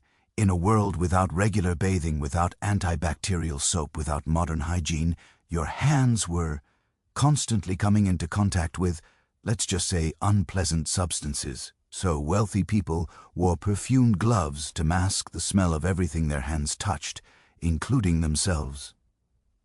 There's a whole industry that grew up around this. Glove makers who specialized in perfuming, perfumers who specialized in glove-appropriate scents. It was a luxury good that signaled wealth. You could afford gloves. You could afford to have them professionally perfumed, and you could afford to wear them all the time, even though they made your hands sweaty, which rather defeated the purpose. But that's beside the point, and the scents themselves became a form of communication. Certain perfumes were associated with certain social classes. Others were considered more appropriate for certain occasions. You wouldn't wear the same perfume to a funeral that you'd wear to a ball. The language of perfume was as complex as the language of fashion. Now, you might be thinking, surely people noticed that they smelled bad. Surely they were bothered by their own odor. Here's the thing. Humans adapt to smells incredibly quickly. It's called olfactory adaptation. If you're constantly exposed to an odor, your brain stops registering it. People who work in perfume factories, for instance, often can't smell the perfumes after a while because they're so used to them. So, if everyone around you smells roughly the same, and you've smelled like that your entire life, you probably don't notice it. You're adapted. It's just how people smell. What you do notice is when someone smells different. And in this context, different often meant clean. If someone had recently bathed, they might actually smell noticeably different in a way that was unsettling. Too clean, too bare, like something was wrong. There's a fascinating account from a French courtier who visited a Turkish bathhouse in the late 1600s. The Ottoman Empire had a strong bathing culture. Public baths were common and regular bathing was considered important. This French visitor was amazed and somewhat horrified. He wrote that the Turkish people seemed obsessed with cleanliness and that their excessive bathing made them weak and effeminate. The idea that regular bathing was somehow unmanly, somehow weakening, was genuinely believed. And this wasn't just prejudice. Well, okay, it was prejudice. But it was prejudice built on their medical understanding. They really thought that constant bathing would make you sick, would weaken your constitution. But let's talk about what this actually meant in practice, because we're not just discussing abstract hygiene theory. We're talking about real people living in real bodies, dealing with real consequences. Without regular bathing, skin conditions were rampant. Rashes, infections, boils, abscesses, these were just part of life. Wealthy people would treat these conditions with various ointments and potions, many of which contained mercury or lead or other toxic substances. So they were dealing with skin problems caused by not bathing with treatments. That often made things worse. Dental hygiene was also problematic. People did clean their teeth, usually with cloths and various powders, but without proper cleaning, tooth decay was universal. By middle age, most people, including wealthy people, had lost multiple teeth. Some tried to mask bad breath with perfumed mouth rinses or by chewing herbs, but it wasn't particularly effective. And then there were the more intimate problems. Leon fleas were constant companions, even in the wealthiest households, even on the bodies of kings and queens, martinets. Elaborate hairstyles, which we discussed earlier, were breeding grounds for lice. But it wasn't just the hair. Body lice lived in clothing, particularly in the seams of garments that couldn't be easily washed. Wealthy people had servants whose entire job was to delouse them. They'd go through clothing seam by seam, cracking lice eggs between their fingernails. It was time-consuming, tedious work, and it was never really finished because new lice would always appear.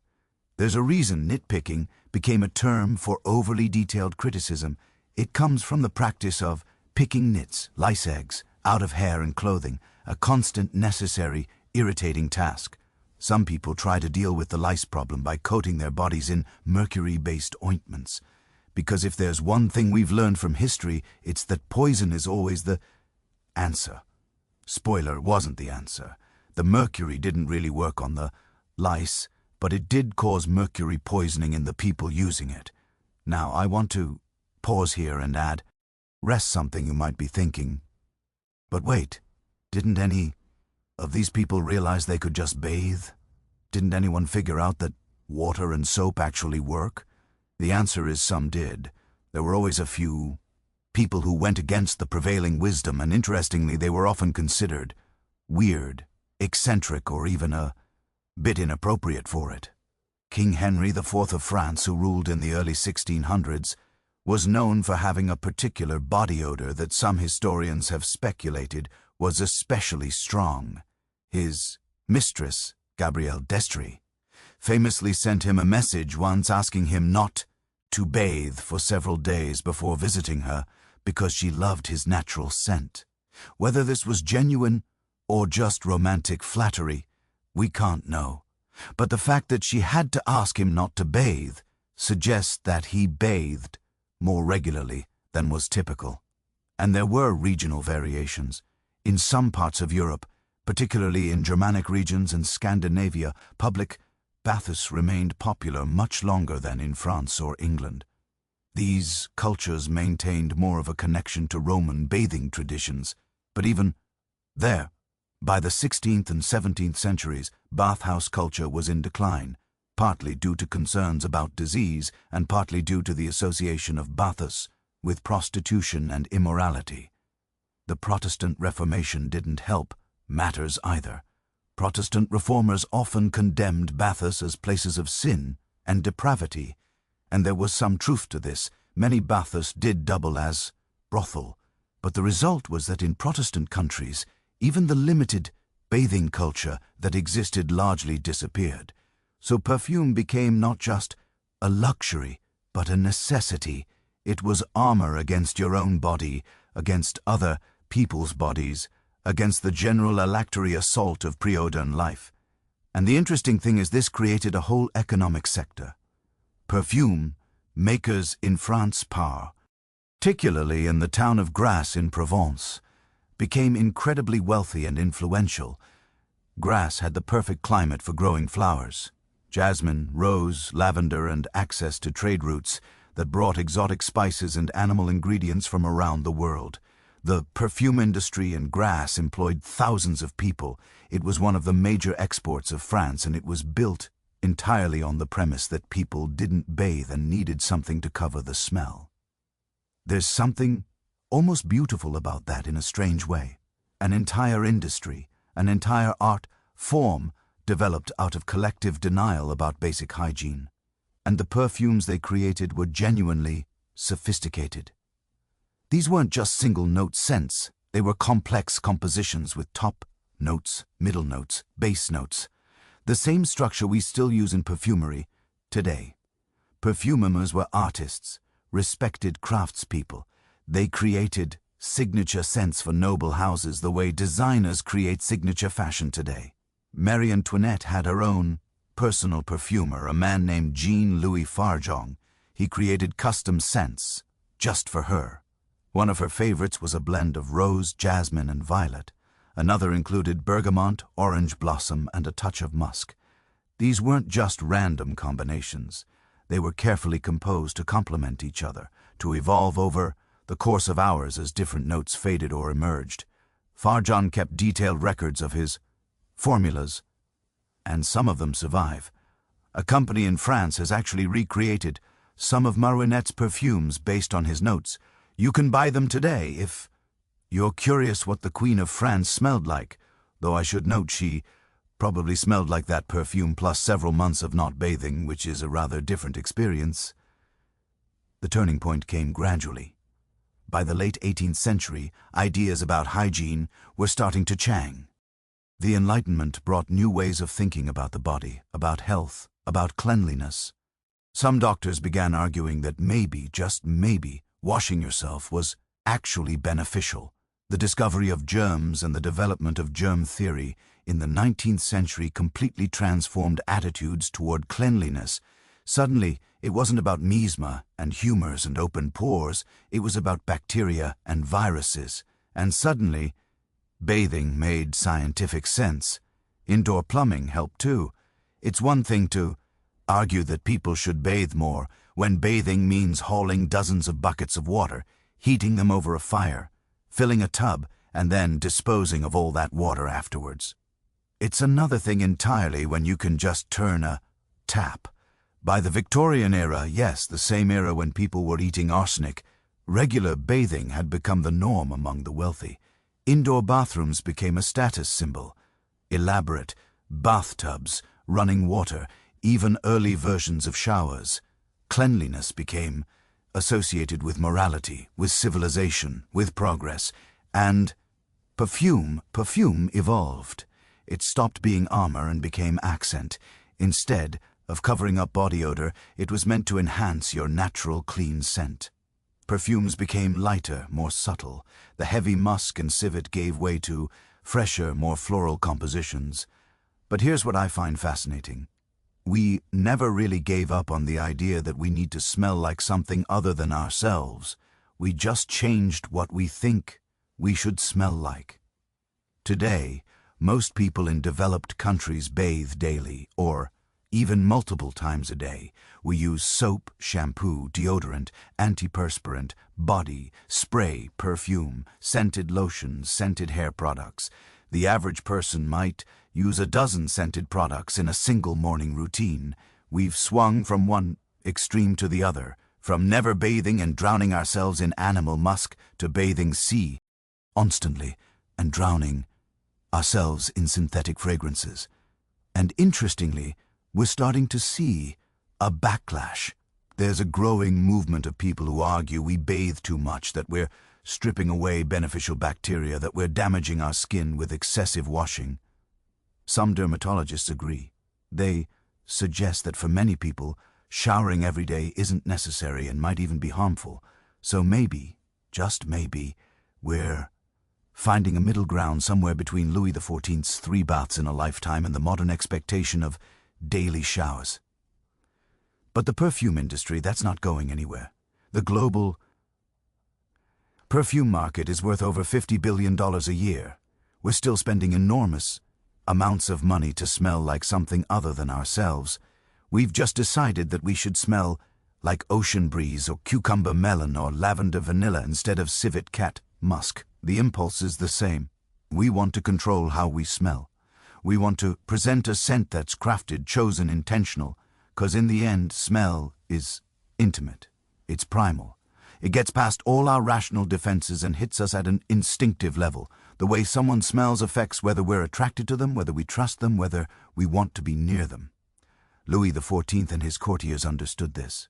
They might not have understood germ theory or proper hygiene, but they understood that scent was power, that the right perfume could mask weakness, project confidence, create an aura of sophistication and wealth. They were wrong about the bathing thing, very, very wrong, but they were right about perfume being important. And in a strange way, I almost admire their commitment. They lived in a world where everyone smelled terrible by modern standards, and instead of giving up, instead of just accepting it, they turned it into an art form. They created an entire aesthetic around olfactory enhancement. They made not bathing into a luxury practice.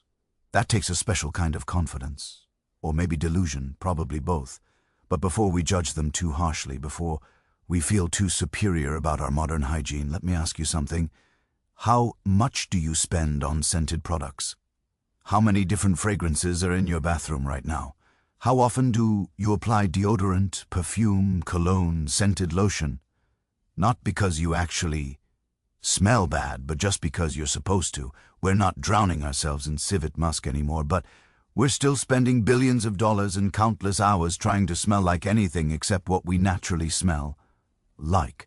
We've solved the hygiene problem, but we kept the perfume obsession. Different century, different scents, same basic insecurity about our own bodies. The more things change, as they say.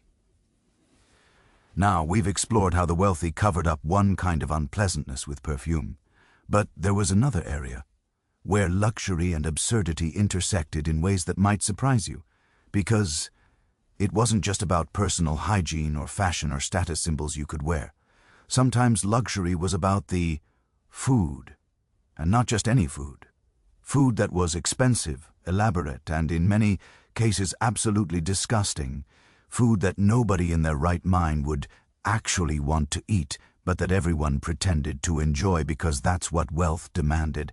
Let me tell you about the dinner parties where they served animals that were technically edible but practically inedible, where presentation mattered infinitely more than taste, where the point wasn't to feed people, it was to absolutely overwhelm them with excess. Welcome to the world of royal banquets, where swans were the least weird thing on the menu. Let me tell you about a dinner party that took place in Burgundy in the year 1454. It was called the Feast of the Fezan, and it was one of the most extravagant banquets in recorded history.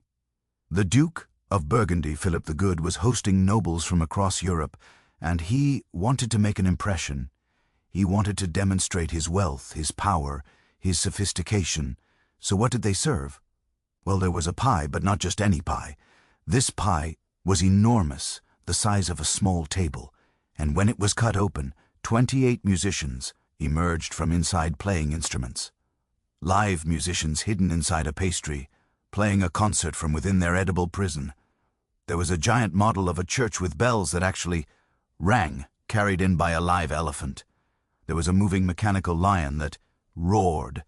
There were acrobats performing between courses, and at the center of the banquet table there was a roasted peacock, its feathers carefully preserved and reattached after cooking, positioned to look as if it was still alive, with brandy-soaked cotton in its beak set on fire, so it appeared to be breathing flames. The meal itself consisted of 48 courses, served over several hours. And here's the important part. Most of it tasted absolutely terrible. But that wasn't the point. The point was never about taste. The point was spectacle. The point was power.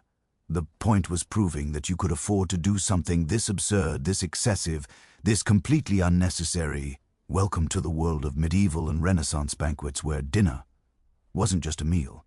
It was theater. It was politics.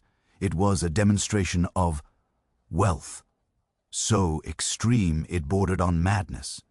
Now, let's start with the peacock, because the peacock really captures everything that's strange and wonderful and ridiculous about historical luxury dining. Peacocks have been served at royal banquets since ancient Rome. They were considered the ultimate luxury food. Why? Not because they tasted good. They didn't. Peacock meat is dry, tug, and fairly flavorless.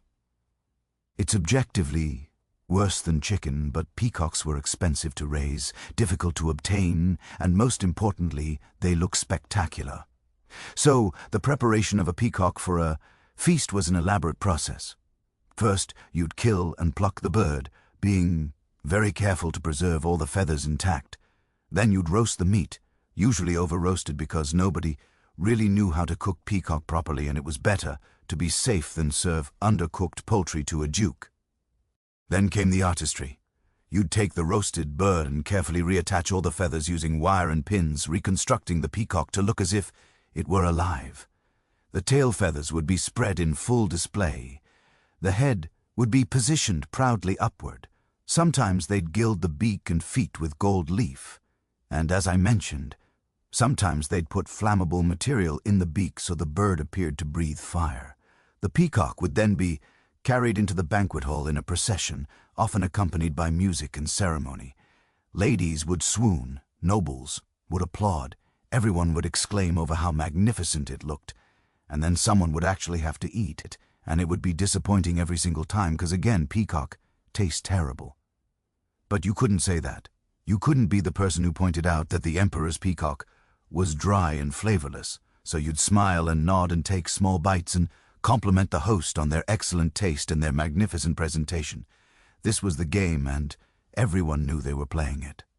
Swans were even worse. Swan meat is dark, tough, and has a distinctly fishy taste because swans eat a lot of aquatic plants and small fish. Medieval cooks tried everything to make swan palatable. Elaborate sauces, heavy spicing, special preparation techniques. Nothing really worked. But swans were royal birds in England. By law, all unmarked swans belonged to the crown. If you served swan at your banquet, you were serving something that required royal permission, something that demonstrated your connection to power. So nobles served swan and everyone pretended it was delicious.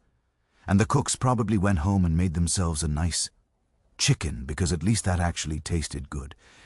There's a medieval cookbook called Levandier from the 14th century that includes recipes for swan. The instructions are telling.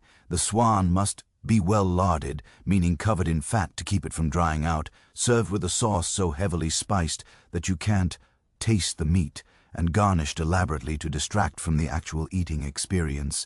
The recipe essentially admits that swan is bad by trying to cover up everything about it except the prestige.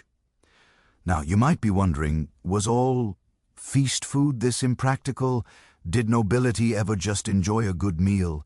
The answer is complicated, because alongside the peacocks and swans, medieval and Renaissance banquets did serve genuinely delicious food. Roasted meats that were actually good. Beef, pork, duck, chicken, fresh fish prepared simply, elaborate pastries and desserts. The cooks working in royal kitchens were genuinely skilled. But the memorable dishes, the ones that got written about, the ones that people talked about for years afterward, those were always the spectacles, the impractical, the extravagant, the deliberately absurd. Let me tell you about subtleties. These were elaborate sculptures made from sugar, marzipan, or sometimes savory ingredients like meat, and pastry, crafted to look like something else entirely. A castle, a forest scene, a battle tableau, biblical stories, political allegories. At a banquet in 1403, the King of England was served a subtlety depicting the entire city of London, complete with miniature buildings, ridges, and moving parts. It was reportedly 6 feet long and took a team of craftsmen weeks to create. At another feast, there was a subtlety of the Garden of Eden, complete with marzipan Adam and Eve, sugar trees, and a mechanical serpent that moved and appeared to speak. These weren't meant to be eaten, though technically they were edible. They were meant to be admired, discussed, interpreted. They were political statements in sugar form, and after everyone had looked at them sufficiently, they'd be dismantled, and the expensive ingredients would be saved or given to servants, because even in excess there was some practicality. But the most famous food spectacle of the medieval period has to be the 4-and-20 blackbirds' pie. You know the nursery rhyme. Sing a song of sixpence, a pocket full of rye, 4-and-20 blackbirds baked in a pie. When the pie was opened, the birds began to sing. Wasn't that a dainty dish to set before the king? That nursery rhyme is based on a real practice. They really did this. They'd create a giant pie crust, just the crust, no filling, large enough to hold live birds. The birds would be placed inside just before serving. The top crust would be sealed on, and when the pie was cut open at the table, the birds would fly out. Sometimes it was blackbirds. Sometimes it was other birds or even small animals like rabbits. The Italian cookbook Epilario from 1549 includes instructions for creating these surprise pies, noting that it will be a thing of great marvel when the creatures emerge. Can you imagine being a dinner guest when this happened? You're sitting there, probably already overwhelmed by the 8 previous courses, and suddenly someone cuts into a pie and 24 birds explode out of it, flying around the banquet hall, probably terrified and definitely pooping on everything. And you have to act delighted. You have to clap and laugh and tell the host how clever and wonderful this is, 'cause that's the performance, that's the game. There's actually an account from a French banquet in the 1450s where the birds in a pie trick went wrong. The birds, stressed from being trapped in a hot pastry crust, became aggressive when released. They attacked the guests, pecking at elaborate hairstyles and expensive clothing. One noble woman's wig was reportedly torn completely off by an enraged partridge. The feast continued. Nobody complained. They just kept eating the next course and pretended it was fine. Because here's the crucial thing to understand. These banquets weren't really about food. They were about power. Every element was designed to demonstrate that the host had resources beyond measure. They could afford to waste money on inedible birds. They could afford to employ craftsmen for weeks to create sugar sculptures that would be destroyed in hours. They could afford to serve 48 courses when 6 would have been sufficient. The message was clear: I can do this and you cannot. I'm wealthier than you can imagine, and you'll sit at my table, eat my terrible swan, applaud my bird-filled pie, and thank me for the privilege. It was economic warfare conducted through the medium of dinner. And it worked. These banquets were talked about for years, sometimes decades. They cemented reputations. They established hierarchies. They made and broke political alliances. An invitation to a great feast was a sign of favor. Being excluded was a political disaster. The Duke of Burgundy's Feast of the Pheasant, which I mentioned at the beginning, wasn't just a party. It was a political rally. Philip was trying to organize a new crusade, and he used the feast to inspire and obligate the nobles present. After the spectacles and the food, he made each guest swear an oath on the peacock. Yes, the fire-breathing, reanimated peacock to join his crusade. Did it work? Sort of. The crusade never actually happened because, well, crusades were expensive and complicated. But the feast itself became legendary. People talked about it for a century. It established Philip as one of the great princes of Europe, all from one very expensive dinner party with terrible food. Now let's talk about what happened to the food after these banquets. Because serving 48 courses to a few dozen nobles means you have an enormous amount of leftover food. Where did it go? Some of it went to the servants and lower-level courtiers who ate the leftovers. This was actually an expected part of their compensation. Serving at a great household meant you'd eat better than you ever could on your own salary. But a lot of the food was deliberately wasted. It was part of the display. A truly wealthy host didn't need to save the leftovers. They'd simply throw them out or give them to beggars at the gate, demonstrating that they had so much they could afford to waste it. There are records of banquets where uneaten food was thrown out of windows to crowds below. Sometimes this was framed as charity, the noble lord sharing his abundance. But really, it was another form of showing off. Look how much I have. Look how little I need it. This reached an extreme during the Renaissance in Italy. The banking families, the Medicis in Florence, the merchant princes of Venice, they competed through banquets. Each feast had to be more extravagant than the last, more courses, more spectacle, more waste. At one Medici wedding banquet in 1469, there were supposedly over 100 dishes served. The descriptions that survive mention things like a whole calf covered in gold leaf and a fountain that spouted wine surrounded by roasted swans arranged as if swimming. The cost of this single banquet was estimated at the time to be equivalent to the annual income of a small city for one party. And you know what the really interesting thing is? We have records suggesting that Lorenzo de' Medici, who hosted this banquet, actually had rather simple personal tastes. He apparently preferred plain food and small dinners with friends. But for a wedding, for a public event, he had to perform wealth. He had to demonstrate Medi power. So he threw a banquet that bankrupted a treasury. It's almost tragic when you think about it. All that money, all that effort, all that food that nobody really wanted to eat, all of it sacrificed on the altar of reputation and status. But it continues.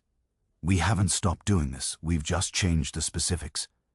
Today, instead of gold-covered calves, we have restaurants that serve steaks covered in gold leaf.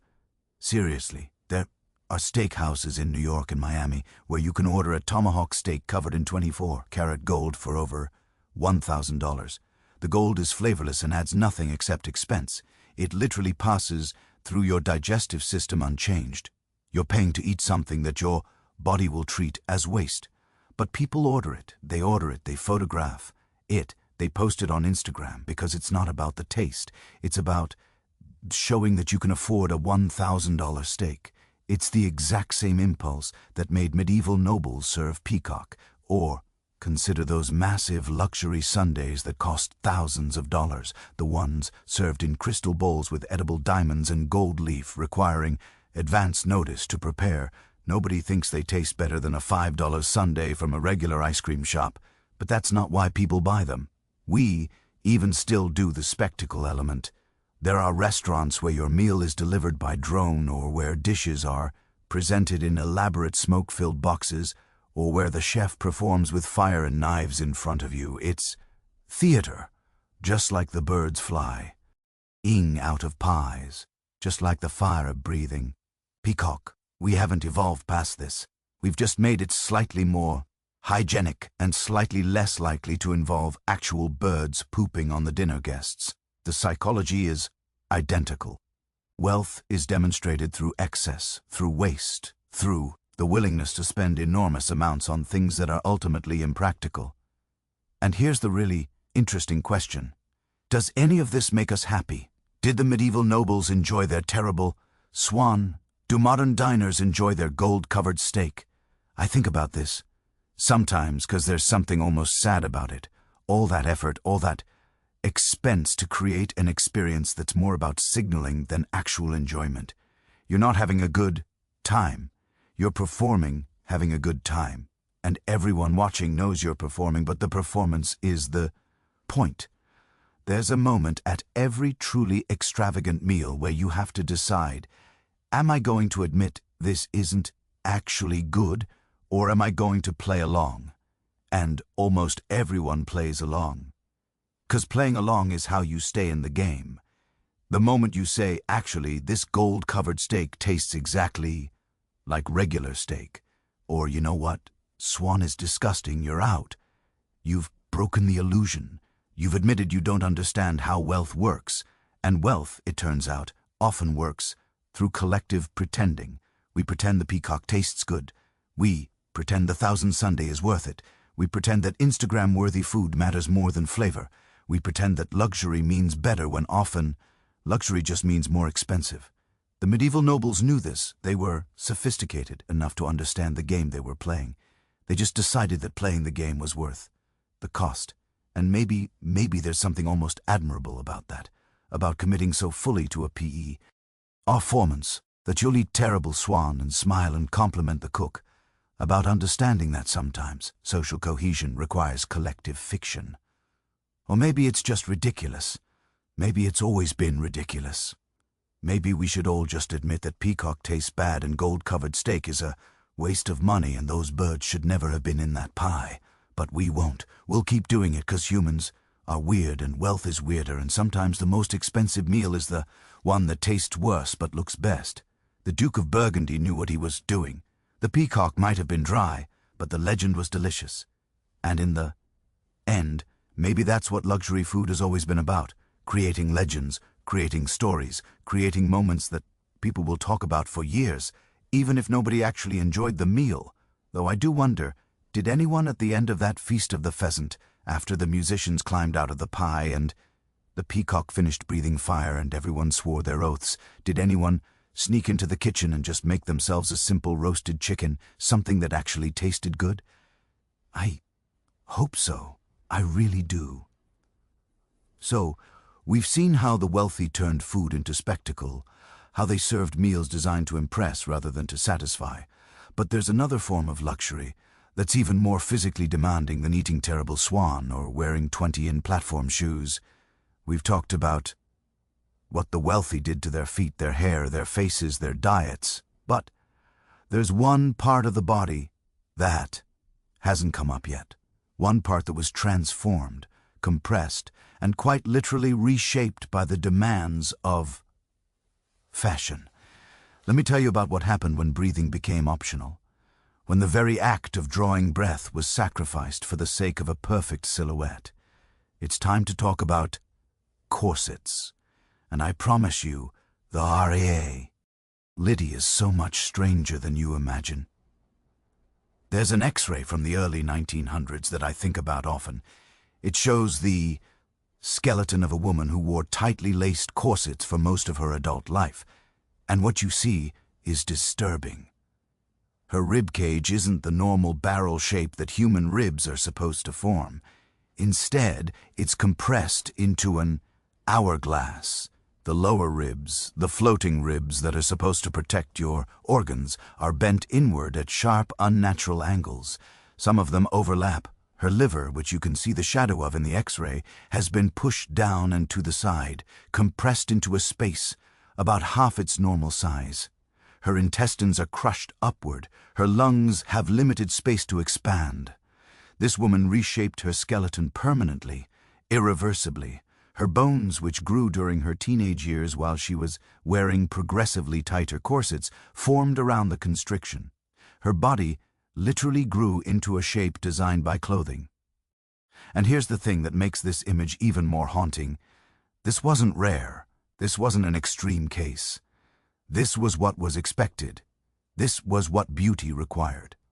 Let me take you back to understand how we got here, because corsets have existed in various forms for centuries, but the Victorian era, roughly the 1830s, through the early 1900s, took the practice to an extreme that's hard to comprehend. The ideal Victorian woman was supposed to have an hourglass figure, but not just any hourglass. The waist needed to be impossibly tiny, ideally between 16 and 18 in a round. For context, the average adult woman's waist in its natural uncorseted state is somewhere between 28 and 32 in. So we're talking about reducing your waist by 10, 12, sometimes 14 in. We're talking about compressing your midsection to roughly half its natural size. How did they do this? Corsets made of steel bond laced so tightly that women often needed help from two people to get them on. The process was called tight lacing, and it typically started in childhood. Young girls from about age 12 or 13 would begin wearing training corsets. These were lighter, more flexible, but still restrictive. The idea was to shape the body while it was still growing before the bones fully hardened. Each year the corsets would get a bit tighter. Each year the acceptable waist measurement would shrink a bit more. By the time a girl reached marriageable age, 16, 17, 18, her body had literally been molded into the desired shape. Her organs had shifted position, her ribcage had deformed, her breathing had adapted to the restriction, and this was considered normal. This was considered proper. This was what distinguished a refined lady from a common woman who had to, breathe properly to do physical labor. Now let me tell you about Ethel Granger. She's not Victorian. She lived in the 1900s and only died in 1982, but she represents the extreme end of what tight lacing could achieve. Starting in 1929, at her husband's encouragement, Ethel began wearing corsets 24 hours a day. She wore them while sleeping. She wore them while bathing, or rather, she didn't bathe properly because you can't really wash while wearing a corset. Over the course of decades, she reduced her waist from 23 in down to 13 in. 13, that's roughly the circumference of a standard dinner plate. The Guinness Book of World Records recognized her as having the smallest waist in the world. Ethel claimed she was comfortable. She gave interviews talking about how natural it felt, how she couldn't imagine life without her corset. But the photographs tell a different story. In pictures from her later years, you can see the strain in her posture. The way she stands slightly hunched because her spine has been permanently curved. You can see that she's thin, not natural. Why thin, but thin in that hollow?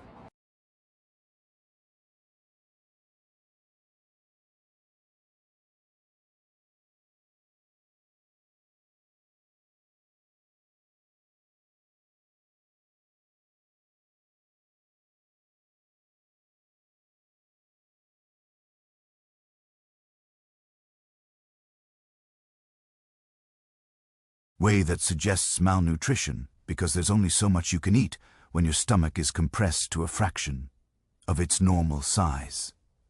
Ethel Granger is an extreme example, but she illuminates what Victorian women were going through on a slightly less dramatic scale, because the goal wasn't just to look slim, the goal was to look physically impossible, to have proportions that couldn't exist naturally, to prove that you had the resources, the time, the discipline to reshape your very body. Let's talk about the medical consequences, because they were extensive and well documented even at the time. First, breathing. When you compress the rib cage, the lungs can't fully expand. Victorian women existed in a constant state of mild oxygen deprivation. This is why fainting was so common among fashionable ladies. It wasn't just performative feminine delicacy, though. There was some of that. It was actual fainting from lack of oxygen. Fainting couches became a standard piece of furniture in Victorian homes. These were specialized sofas, designed so that when a woman inevitably passed out from her corset being too tight, she'd have somewhere to collapse gracefully. Think about that. They invented furniture, specifically to catch fainting women rather than just not wearing the corsets that made them faint. The medical term that developed was the vapors, a supposedly feminine affliction that caused lightheadedness, weakness, and fainting spells. We now understand this was just chronic oxygen deprivation from wearing corsets laced so tight you couldn't breathe properly. But at the time, it was treated as mysterious feminine condition that proved women were delicate creatures who needed male protection. Second, digestion. When you compress the stomach and intestines, eating becomes difficult. Many tightly corseted women could only eat small amounts at a time. Large meals were physically impossible. There simply wasn't room. This led to a culture of women eating very little in public, picking at their food, claiming they weren't hungry when really they just couldn't fit food in their compressed abdominal cavity. There are accounts of women removing their corsets at home in private so they could actually eat a full meal, then lacing back up before anyone saw. It was a secret, shameful thing, like your body's need for nutrition was something to be hidden. Third, organ damage. Your liver, stomach, intestines, these organs need space. When you compress them for hours every day for years, they adapt, but not in a good way. They shift position, they change shape. In severe cases, they become damaged. There are medical records from the Victorian era describing corset liver, a condition where the liver is permanently deformed and pushed downward by years of tight lacing. Women would develop chronic digestive problems, liver dysfunction, reproductive issues. Speaking of reproductive issues, pregnancy in a corset. Yes, this was a thing. Some women continued wearing corsets even while pregnant, though usually they'd switch to maternity corsets that were slightly less restrictive. But the pressure on the developing fetus, the restriction of blood flow, the compression of the uterus. We now know this was dangerous for both mother and baby. There are documented cases of Victorian women who had multiple miscarriages, and when autopsies were done after their deaths, doctors found their reproductive organs had been permanently damaged by years of corset use. But perhaps the most disturbing consequence was the skeletal deformation. Bones, especially in young people, are somewhat flexible. They respond to consistent pressure by growing in the direction of least resistance. If you're wearing a tightly laced corset during your teenage years, when your bones are still developing, they will grow around the restriction. This is how you get X-rays like the one I described at the beginning. Rib cages that are permanently hourglass-shaped, spines that curve unnaturally, hip bones that are tilted because the entire pelvis has been pushed out of alignment. And once the bones have set in this shape, you can't undo it. Women who started tight lacing as teenagers and then tried to stop as adults often found they needed to continue wearing some form of support garment because their skeletal structure couldn't support their organs properly anymore. They'd created a dependency on the very thing that was damaging them. Now you might be wondering, didn't doctors speak out against this? Didn't anyone realize this was harmful? Yes, absolutely, yes. Victorian doctors wrote extensively about the dangers of tight lacing. Medical journals published studies. There were public health campaigns in the 1880s and 1890s. There was a whole rational dress movement that advocated for looser, healthier clothing for women, and it didn't matter. Fashion magazines continued to promote tiny waists. Society continued to value the corseted silhouette. Women continued to tight lace despite knowing the risks because the social consequences of not conforming were too severe. If you showed up to a social event without a properly corseted figure, you weren't stylish, you were improper, you were letting yourself go, you were failing at femininity, you'd be whispered about, excluded, considered unmarriageable. So women made the calculation short-term, health versus social survival, and most chose the corset. There's a letter from 1893 written by a young woman to a fashion magazine that breaks my heart. She writes, "I know that my corset is injuring my health. I feel faint often, and my digestion is poor. But when I loosened my laces and went, oh, with a natural waist, my friends said I looked slovenly, and my mother wept. So I have tightened them again, and I shall bear the consequences. Better to be ill and elegant than healthy and shunned. Better to be ill and elegant than healthy and shunned." That sentence captures something essential about the psychology of fashion oppression. She knew exactly what she was doing to herself, and she chose it anyway because the alternative social exclusion seemed worse. Now I need to mention something important. Not all Victorian women tight laced to extremes. There was variety in practice as there is in any fashion movement. Working-class women couldn't afford the same extremes as wealthy women. They needed to be able to move, to work, to function, and even among the wealthy, there were some who advocated for more moderate corseting. But the ideal, the goal, the standard that women were constantly comparing themselves to, that was extreme. Fashion plates in magazines showed waists that were physically impossible without severe tight lacing. And those were the images that young women internalized. The standard they tried to achieve is not unlike modern photo editing and Instagram filters. When you think about it, the ideal body promoted by media is often digitally altered, physically impossible without surgical intervention or severe disordering, but it's still the standard people judge themselves against. Let me tell you about something called corset training that's experiencing the resurgence today. Modern waist trainers promoted by celebrities and Instagram influencers are essentially updated corsets. Companies claim they'll help you lose weight, improve your posture, give you an hourglass figure. The medical community has been very clear. They don't do any of those things. Waist trainers don't make you lose fat. They just compress your organs and restrict your breathing. The apparent waist reduction is temporary. As soon as you remove the garment, your body returns to its natural shape, unless, of course, you wear them constantly for years and actually deform your skeleton. Then the change becomes permanent. Sound familiar? And yet people buy them. Celebrities endorse them. The Kardashians have promoted waist trainers to millions of followers. Jessica Alba claimed she wore a corset for months after giving birth to regain her figure. We're watching history repeat itself in real time. We know it's harmful.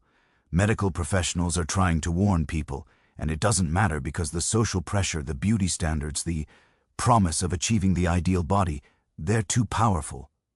In 2015, a woman in her 30s was hospitalized with broken ribs from wearing her waist trainer too tightly.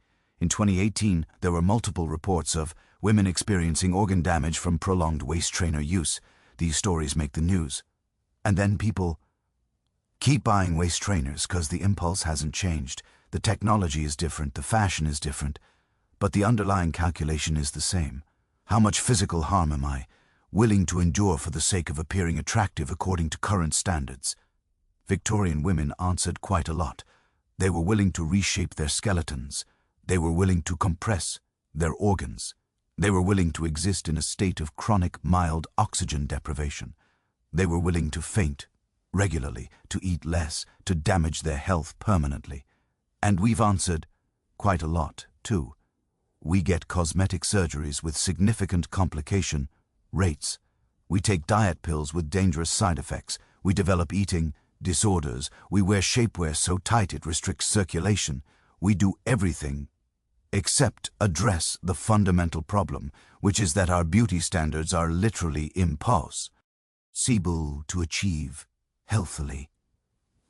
The Victorian corset eventually fell out of fashion, not because people suddenly became more enlightened about women's health, though the suffragette movement and changing social roles certainly helped, but largely because fashion changed.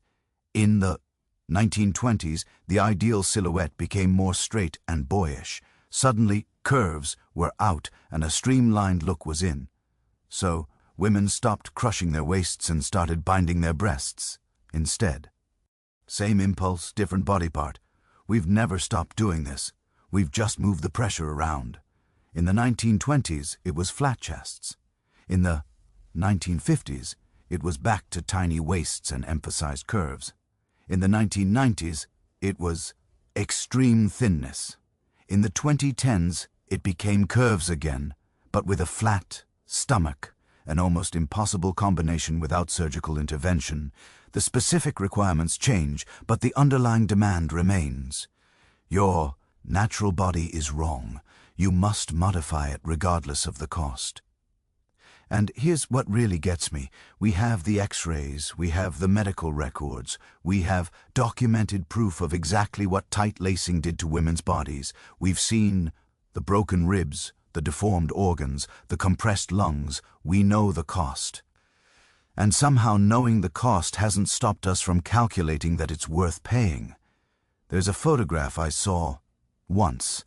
I don't know where it came from originally, but it circulates on the internet sometimes. It shows a Victorian woman in a corset, her waist impossibly tiny, and next to it a modern woman in a waist trainer, her waist equally compressed. The caption reads, "We've learned nothing," and that's accurate, brutally accurate. We've learned nothing except how to market the same harm with different words. Body shaping instead of tight lacing. Waist training instead of corseting, achieving your best self instead of conforming to arbitrary beauty standard. RDs, the language changes, the damage doesn't. I think about those Victorian women sometimes, the ones who chose elegance over health, social acceptance over breathing properly. I think about how trapped they must have felt, knowing the cost, paying it anyway, because the alternative seemed impossible.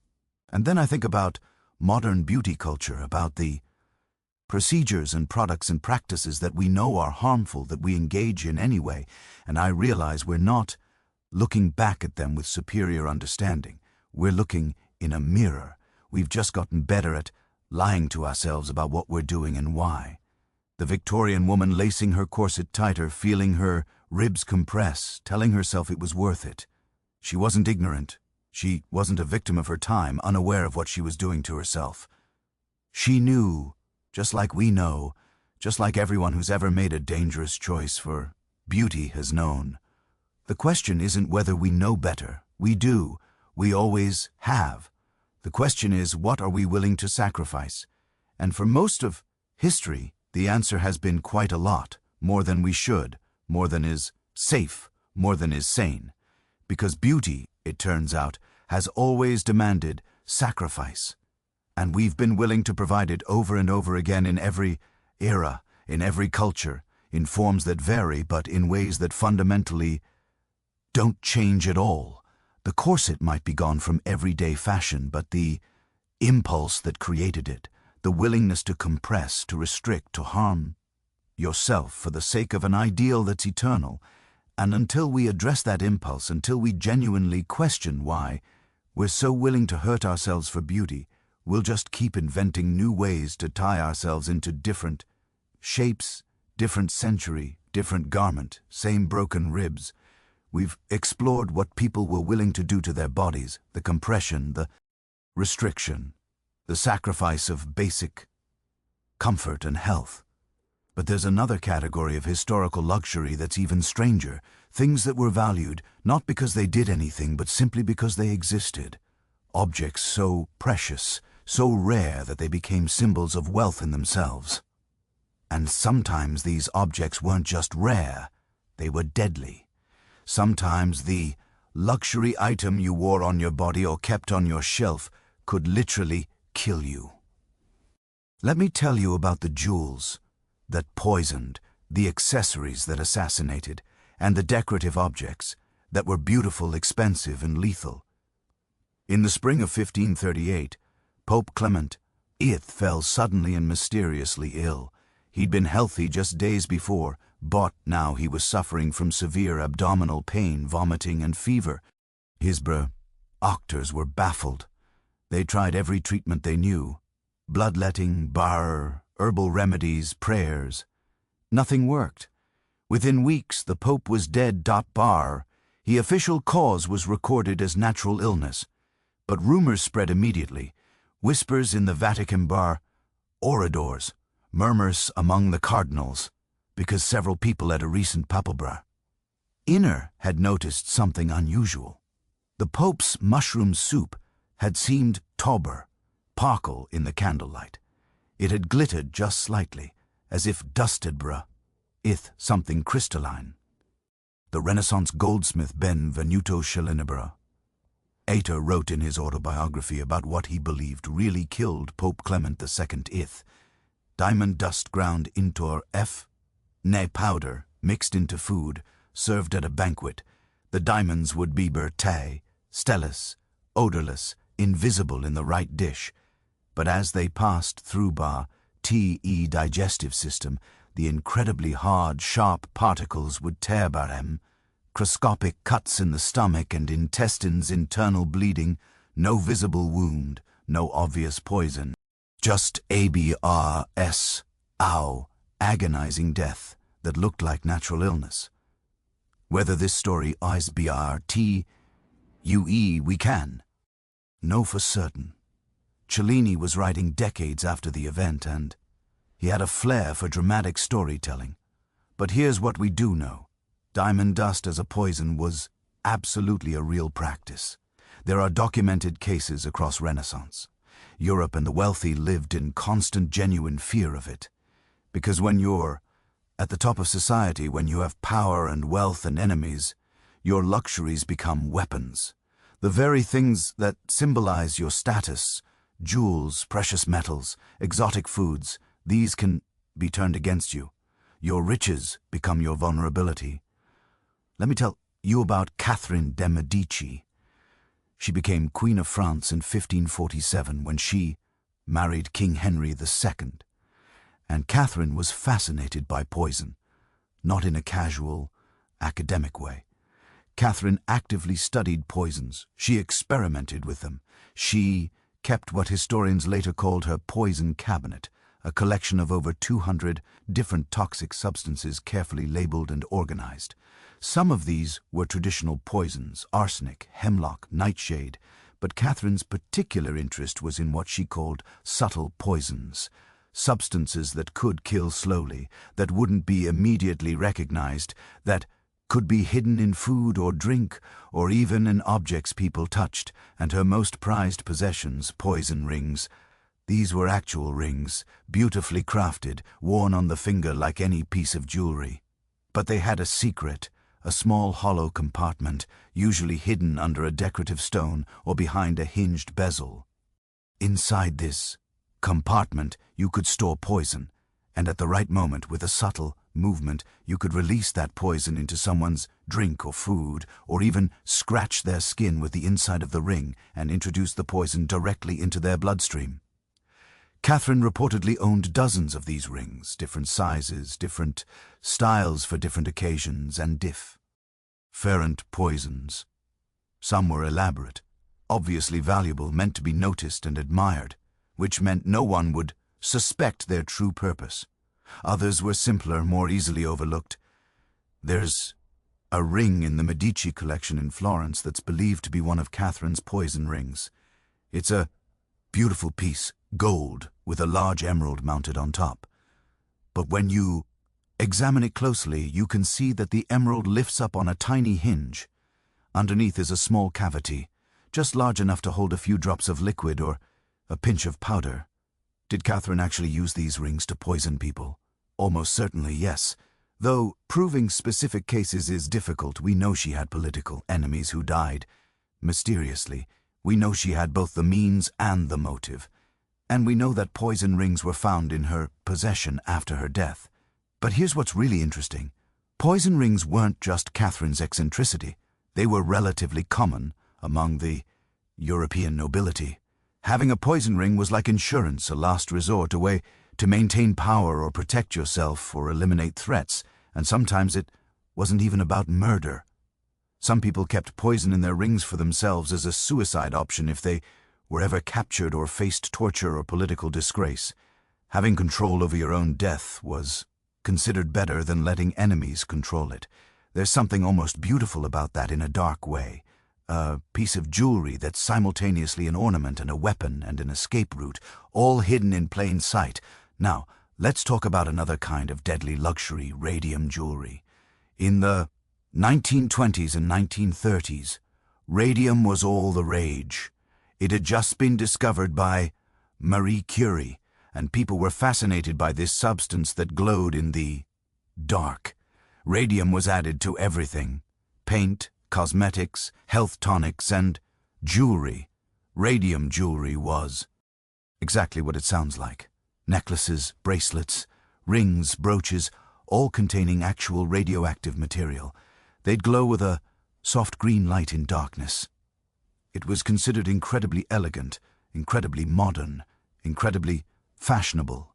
Wealthy women wore radium jewelry to evening events. The jewelry would glow against their skin in the dim lighting, creating an ethereal, otherworldly effect.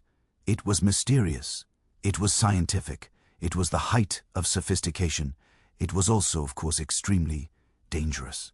We now know that radium exposure causes cancer, radiation poisoning, and a particularly horrific condition where your jawbone literally rots away. But in the 1920s, radium was marketed as healthy. Companies claimed it had healing properties. There were radium health spas where you could drink radium-infused water. There were radium suppositories, radium toothpaste, radium cosmetics. The most famous victims of radium exposure were the radium girls, young women who worked in factories painting watch dials with radium paint. They were told the paint was harmless, told to lick their brushes to keep a fine point. Many of them died horrible deaths in their 20 seconds and 30 seconds, their jaws disintegrating, their bones crumbling. But radium jewelry was different from the watch factory work. The exposure was less direct, less intense. Women who wore radium jewelry probably didn't receive enough radiation to cause immediate obvious harm. But long-term, chronic low-level exposure, that's a different question. There's no systematic study tracking what happened to women who regularly wore radium jewelry in the 1920s and 30s. But cancer rates among wealthy women of that era were notable. And we can't help but wonder how many cases were caused by the glowing necklace they wore to parties, the radiant brooch they never took off. They thought they were wearing the future.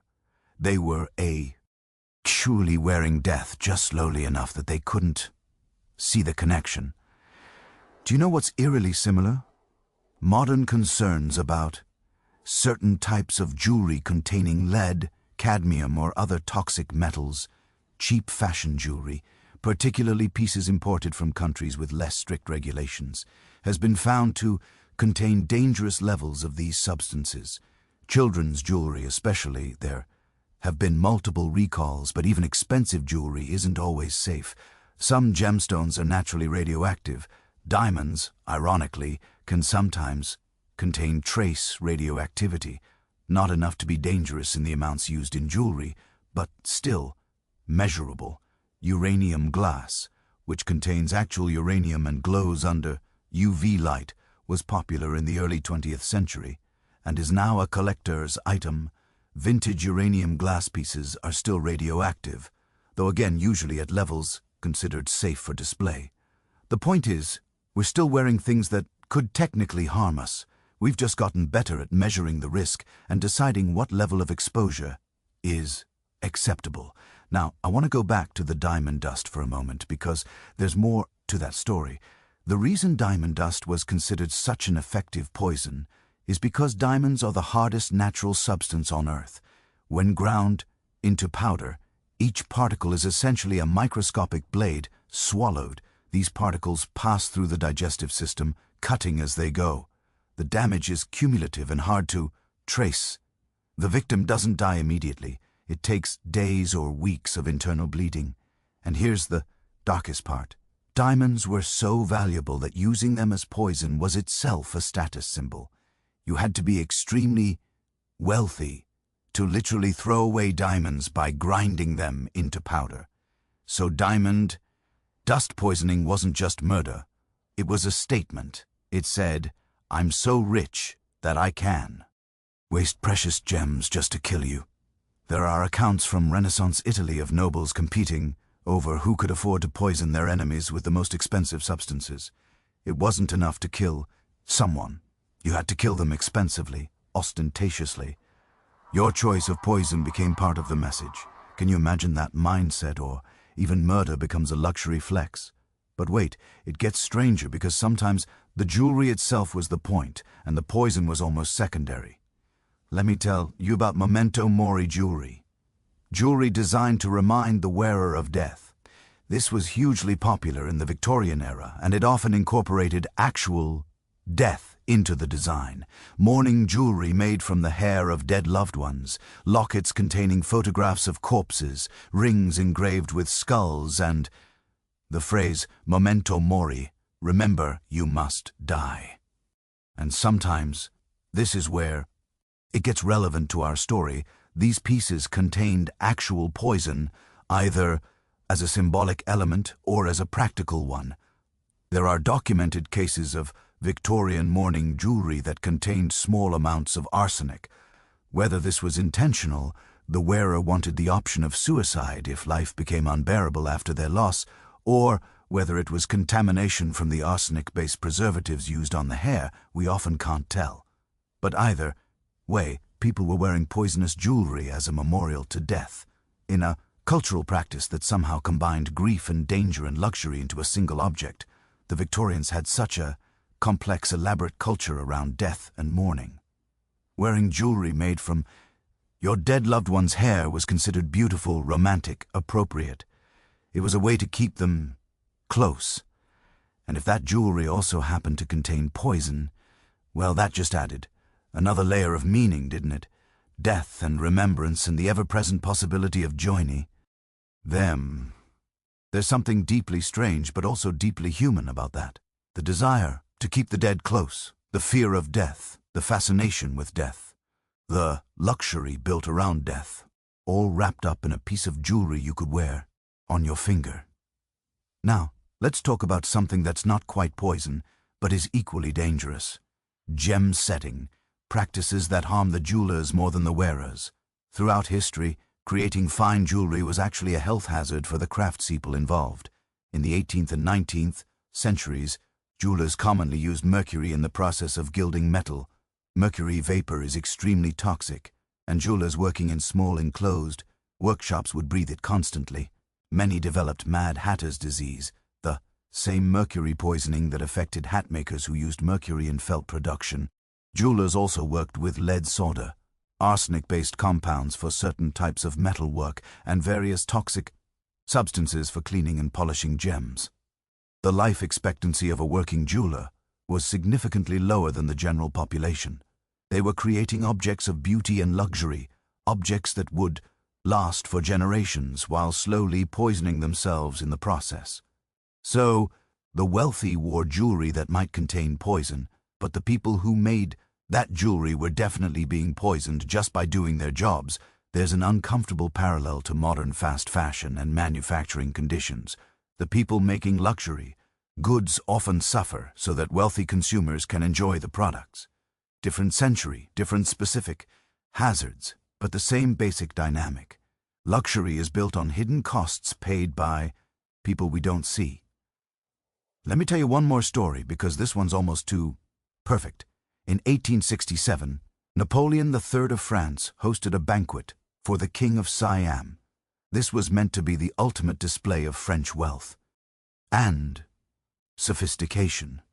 And for the centerpiece, Napoleon had commissioned a special dessert, a sculpture made entirely of sugar, representing a scene from French history, and the entire thing was covered in real gold leaf and dusted with, you guessed it, diamond dust. The diamond dust was for decoration, not for poisoning. It made the dessert sparkle. In the candlelight, gave it an otherworldly magical appearance. It was beautiful. It was extravagant. It was completely inedible.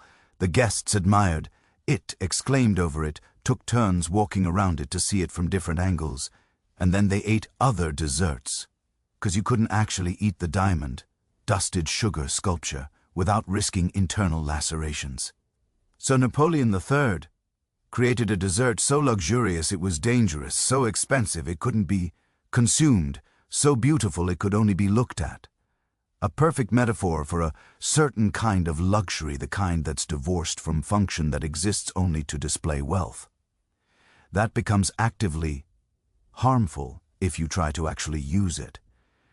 Do you know what the modern equivalent is? Those over-the-top Instagram desserts covered in gold leaf. The 1,000 sundaes, the champagne with gold flakes floating in it. You're paying enormous amounts of money to consume something that adds nothing to the flavor, provides no nutritional value. And fun fact, gold leaf isn't digestible. It passes through your system unchanged. You're literally eating money and then excreting it. But it makes for great photos. It signals wealth. It creates social media content. Same impulse as Napoleon's diamond dusted dessert, just with different technology. We haven't gotten smarter about luxury, we've just gotten better at hiding the dangers and documenting the excess. The poison rings are gone, but the impulse to turn jewelry into weapons or status symbols so extreme they might as well be weapons, hasn't gone anywhere. The radium jewelry is gone, but we're still wearing things without fully understanding their long-term effects. The diamond dust desserts are gone, but we're still paying to eat inedible gold. Different objects, same psychology. And here's what keeps me up at night. The people wearing poison rings knew what they were doing. Catherine de' Medici deliberately collected poisons. She understood the danger. She chose it anyway because the power it gave her was worth the risk. The women wearing radium jewelry didn't know. They thought they were being sophisticated and modern. They had no idea they were harming themselves. They trusted that something sold as fashionable and elegant couldn't possibly be dangerous, which is worse. Choosing danger knowingly or being sold danger disguised as luxury. I honestly don't know.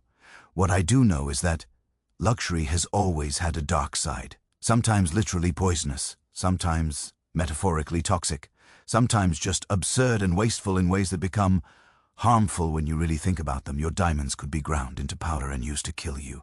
Your jewelry could be slowly irradiating you. Your dessert could contain actual weapons, sharp particles disguised as decoration. Your status symbols could be status weapons. And somehow knowing this, we keep creating new luxuries, new ways to signal wealth, new objects that are beautiful and expensive, and if you look at them the right way, kind of terrifying. Catherine de' Medici's poison cabinet has been lost to history. But the impulse that created it, the understanding that luxury and danger can coexist, that power sometimes requires accepting risk, that the most beautiful things can be the most deadly, that's eternal. We just don't call them poison rings anymore. We call them vintage pieces with historical significance. And we put them in museums, behind glass way. They can't hurt anyone. But the new versions, the modern equivalents, those are still out there, still being worn, still being sold, still glittering in the light, beautiful and expensive and potentially harmful in ways we won't understand until years from now. Makes you wonder what our descendants will say about us, what they'll look at from our era and think, how could they wear that, use that, pay money for that? Didn't they know? And the answer, of course, will be some of us knew, some of us didn't, and all of us decided it was worth it because it looked good, because it signaled status, because everyone else was doing it, because luxury demands sacrifice, and sometimes that sacrifice is measured in slow poison, in cumulative damage, in risks we accept because acknowledging them would mean giving up things we've decided we need Different century, different poison, same calculation.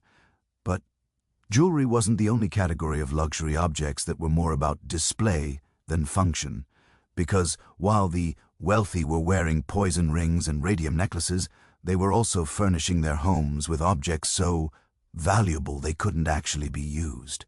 Why have a chair you can sit in when you could have a chair made of solid silver that's too heavy to move and too precious to actually use? Why have practical furniture when you could have furniture that's essentially sculpture, beautiful, expensive, and completely pointless? Let me tell you about the rooms full of things that were too valuable to touch. Walk with me through Versailles in the year 1682. Not the Versailles you can visit today, the museum version with velvet ropes and tour groups. Now I want you to see it as it was at the absolute peak of its glory, when Louis XIV had just moved his entire court there permanently, when every room was designed to make visitors feel simultaneously AED and inadequate. Your walk-ing through the gallery of mirrors. You've heard about this room. Everyone in Europe has heard about this room, but nothing has prepared you for what you see. The gallery stretches before you over 200 feet long. 17 massive windows on one side facing the gardens, and opposite each window 17 mirrors. Enormous mirrors at a time when large mirrors are among the most expensive objects in the world. The ceiling is covered in paintings glorifying Louis XIV's military victories. Chandeliers hang overhead, waiting for nightfall when hundreds of candles will make the entire space glow. But what stops you in your tracks?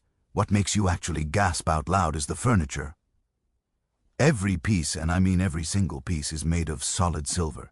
Chairs, tables, console tables, mirror frames, large decorative urns, candelabras, even planters for orange trees. All silver. Not silver-plated, not silver. Inlaid, solid silver. You approach one of the chairs. It's beautifully crafted, covered in intricate decorative reliefs, scenes from mythology, floral patterns, the king's monogram. You reach out to touch it, and a courtier, politely but firmly, stops you. This furniture isn't for sitting, it's for looking at, for being impressed by, for going home and telling everyone about so they know just how wealthy the French king is. You ask, because you can't help yourself, how much one of these chairs weighs. The courtier smiles.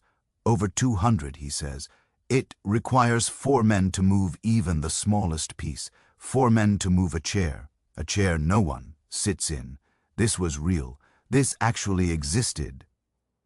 Louis XIV commissioned an entire gallery of solid silver furniture. The official records from the time list the inventory: silver thrones, silver beds, silver tables, silver balustrades, silver wall sconces, silver frames for mirrors, silver tubs for the orange trees. The total weight of silver used exceed several tons. The cost was astronomical, estimated at millions in today's currency. And here's the beautiful, terrible irony. It only lasted 7 years.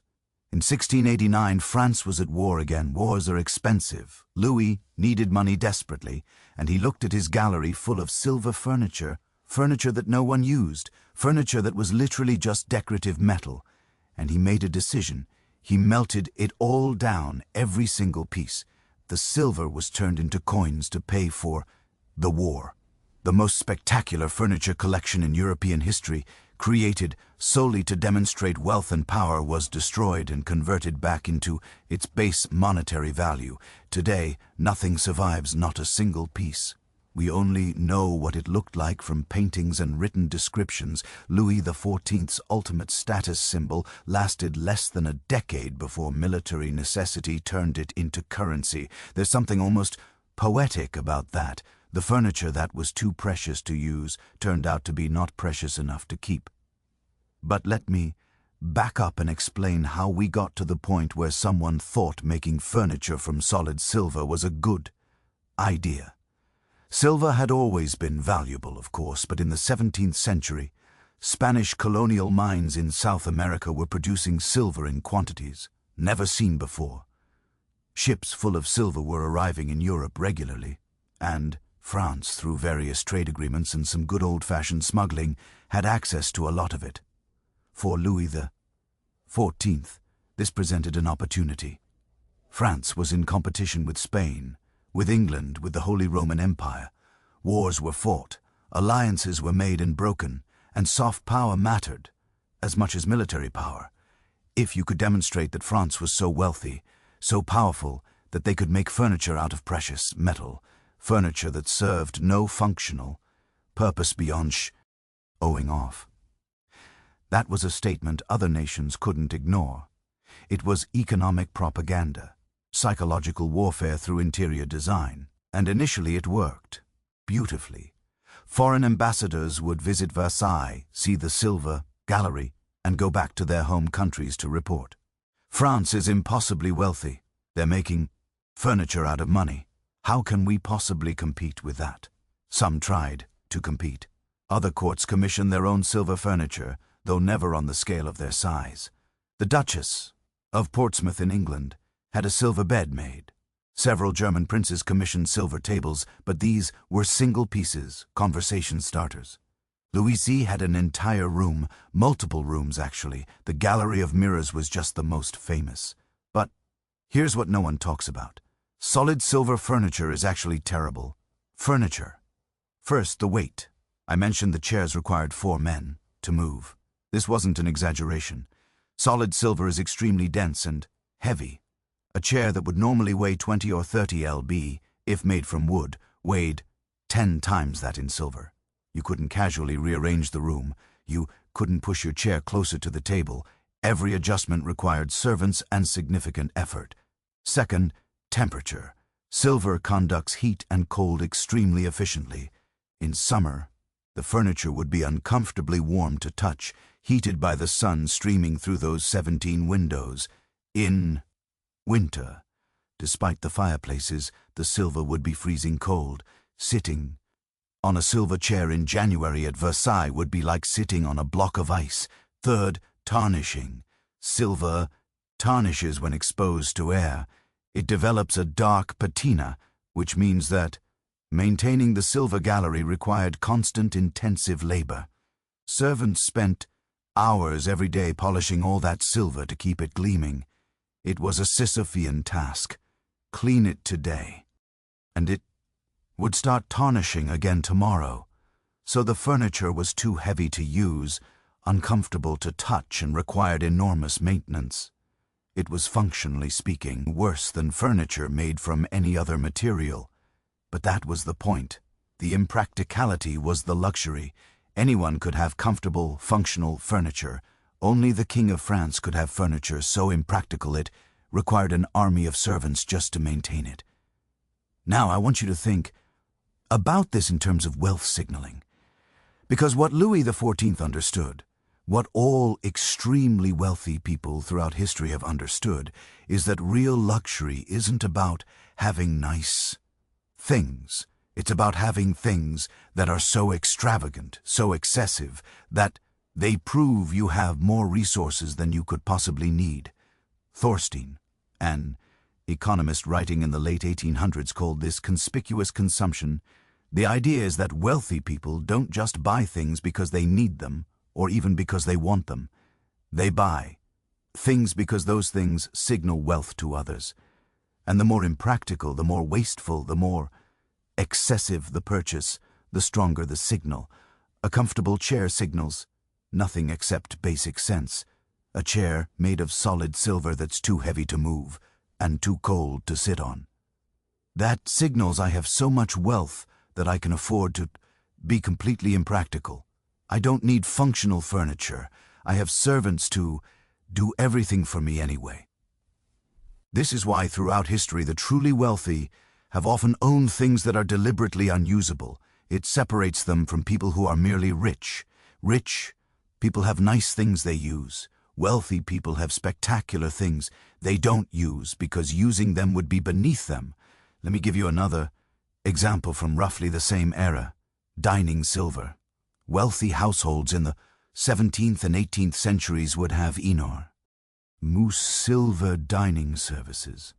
Sets of plates, bowls, serving dishes, utensils, all solid silver, often weighing hundreds of pounds total. And here's the thing, they rarely used them. Why? Because using silver plates for actual eating meant they'd get scratched, dented, tarnished by food acids. The silver would need constant repolishing. It was much more practical to use porcelain or even pewter for actual dining. So the silver dining services would be displayed, shown to guests, inventoried, and listed in household accounts. But for actual daily meals, even fancy dinner parties, the family would use different dishes. The silver was too valuable to risk damaging with something as mundane as food. Again, you own something too valuable to use. That's the flex. There's an account book from an English noble household in 1685 that lists their silver holdings. Over 500 pounds of silver plate. The same account book notes that for a major banquet they hosted, they borrowed additional porcelain serving dishes from a neighbor because they didn't want to risk damaging their silver. They had silver dishes. They chose not to use them. They borrowed inferior dishes instead because the silver was more valuable as a display of wealth than as functional tableware. Do you see the absurdity? But also, do you see the logic? Once you accept that the point of luxury isn't utility, it all makes perfect sense. Perverse sense, but sense nonetheless. Now, back to Versailles. When Louis XIV melted down all that silver furniture in 1689, it wasn't because he suddenly realized it was impractical. He knew it was impractical. Everyone knew. That was the entire point. He melted it down because he needed money more than he needed status symbols. War trumped vanity. Survival trumped spectacle. But he replaced it, not with more silver. He couldn't afford that anymore, but with gilded wood furniture that was carved and decorated to look as expensive as possible. The gallery of mirrors got new furniture, still elaborate, still beautiful but hollow. Gold leaf over wood instead of solid silver. And here's what's fascinating. Most visitors couldn't tell the difference. The room still looked spectacular. It still impressed foreign ambassadors. It still communicated wealth and power. The functionality of the furniture hadn't changed. It was still primarily decorative, but the actual monetary value had dropped by orders of magnitude, which raises an interesting question. If gilded furniture accomplished the same psychological effect as solid silver furniture, why make it from solid silver in the first place? The answer is because other wealthy people would know. The Spanish ambassador might not be able to tell solid silver from gilded wood at a glance, but the French nobility certainly could. And the point wasn't just to impress foreigners, it was to establish dominance within the French court itself. You're a duke, very wealthy, very powerful. You have gilded furniture in your shadow. It's beautiful. It impresses the neighbors. But then you visit Versailles and see solid silver furniture, and suddenly your gilded wood seems inadequate. The king has outclassed you. You're reminded that his wealth operates on a different scale entirely. That's what the silver furniture was really for, maintaining hierarchy through impossible standards. And this brings us to an uncomfortable, modern parallel. Today's equivalent isn't silver furniture, though there are absolutely modern examples of precious metal furniture that costs more than most people make in a year. But the principle is everywhere. Consider super yachts. Not just yachts, super yachts. The kind that are over 300 feet long, cost hundreds of millions of dollars, require crews of 30 or more people just to operate. Most superyacht owners use their boats a few weeks per year. Most the yachts spend most of their time docked with full crews on standby, burning money on maintenance and upkeep. Why own something so expensive if you barely use it? Because the point isn't the using, the point is the owning. The point is that when other wealthy people see your yacht, they know you're on a different level. You're not just rich, you're super yacht rich. Or consider modern, luxury cars that are so valuable their owners don't drive them. Vintage, Ferraris, classic Bugattis, limited edition hypercars that sit in climate-controlled garages, occasionally taken out for shows, but never driven the way cars are meant to be driven because the value is in the pristine condition. Using them would decrease their worth. Sound familiar? It's the silver dining plates all over again. Too valuable to use, function sacrificed for value preservation, or, and this might hit closer to home, consider the modern phenomenon of collecting limited edition sneakers or designer handbags, keeping them in their original boxes, never worn, never used. The entire value is in having them, in owning something rare, in being able to say you have it. The actual function, wearing shoes, carrying bags, is irrelevant. We mock Louis XIV for his silver furniture that no one could sit on. But we're doing the exact same thing, just with different objects. The psychology hasn't changed at all. We've just democratized it. You don't have to be a king to own things too precious to use. You just need to buy into the logic that possession is more important than utility. But here's the really interesting part. The silver furniture no longer exists. It was melted down centuries ago, but we're still talking about it. We're still telling the story. The furniture itself was temporary, but the legend is permanent. Louis the Fortune got his money's worth after all. No.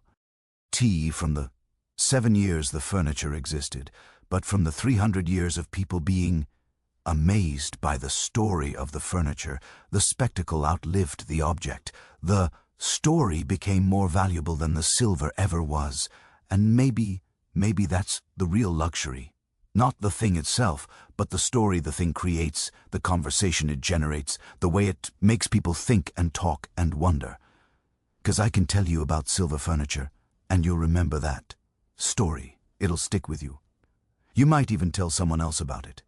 The story propagates, survives, becomes part of collective cultural memory. But if I tell you Louis XIV had nice, comfortable furniture in his gallery, you'll forget that immediately. It's not memorable, doesn't capture imagination.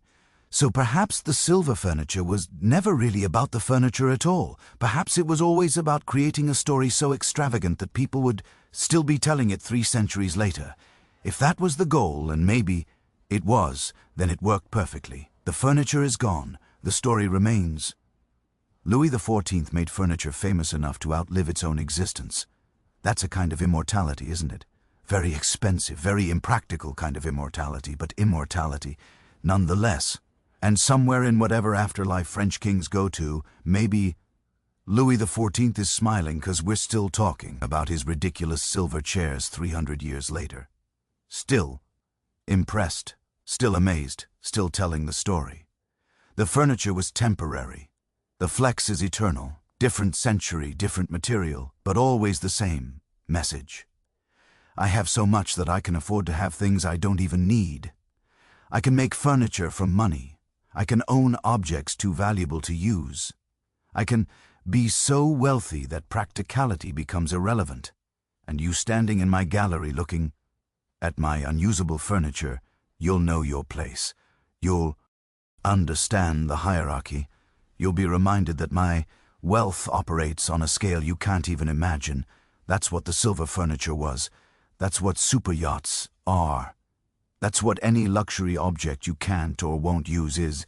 It's not furniture. It's not transportation. It's not utility. It's a message. Always has been. Louis XIV just happened to make his message out of several tons of silver and then melted it when he needed the money more than the message, which honestly is probably the most practical thing he ever did with it. So we've journeyed through the strangest luxuries of history, from shoes you couldn't walk in to furniture you couldn't sit on, from poison you'd eat to jewels that would kill you. We've seen how the wealthy have consistently chosen spectacle over sense, display over function, status over comfort. But now we need to confront an uncomfortable question. Are we really any different? Have we evolved beyond these absurdities, or are we just performing the same pageantry with slightly different props?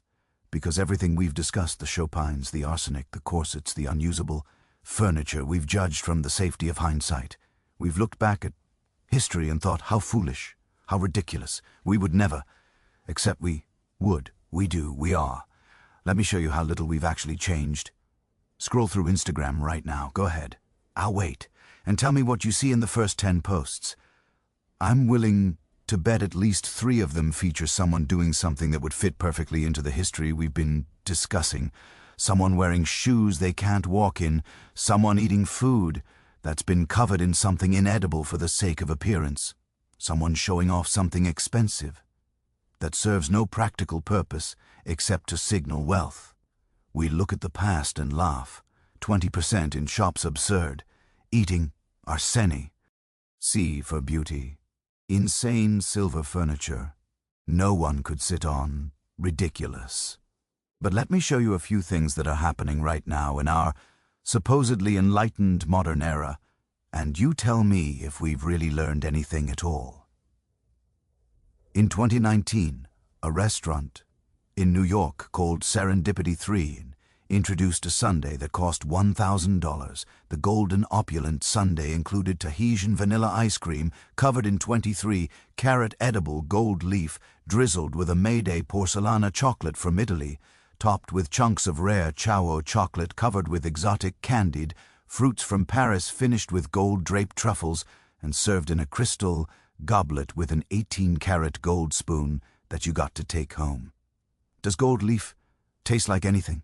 No, it's flavorless. It passes through your digestive system completely unchanged. You're literally eating money, digesting nothing from it, and excreting it hours later. But it looks expensive in photos. It signals wealth. It creates Instagram content. Tell me, how is this different from Napoleon III's diamond-dusted dessert that was too dangerous to eat? We've just replaced diamonds with gold and pretended that makes it sophisticated instead of stupid. In 2018, a company called Balenciaga, one of the most prestigious fashion houses in the world, released a shopping bag. Not a designer handbag, a bag that looked almost identical to the blue and white striped plastic shopping bags you'd get at a corner store. Except this, one was made from leather and cost $1,790. People bought it. Celebrities wore it. Fashion magazines praised its ironic commentary on consumer culture. A bag designed to look cheap, priced so only the wealthy could afford it, creating a situation where rich people paid nearly $2,000 to look like they were carrying groceries from a bodega. How is this different from serving peacock that tastes terrible but looks spectacular? Same performing. E. Same signaling.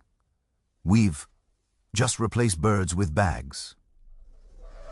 In 2020, during the height of the Pantone pandemic, while millions were losing jobs and struggling financially, luxury car sales actually increased, particularly in the ultra-luxury category. Cars costing over $300,000. Cars that most owners would barely drive. Cars that would spend most of their existence in climate-controlled garages. A Bugatti Chiron costs nearly $3 million. It can go over 300 miles per hour. Where exactly are you going 300 miles per hour? Certainly not on public roads. Most Bugatti owners never take their cars above highway speeds. The capability exists purely as a specification, a number to cite, proof of extreme engineering and extreme expense. How is this different from solid silver furniture? Both are functional objects made impractical by excessive luxury. Both serve primarily to signal wealth. Both are, by any reasonable standard, absurd. But let me dig deeper, because the superficial comparisons are easy. Let's talk about what's happening to our bodies, because we haven't stopped the practices we explored earlier.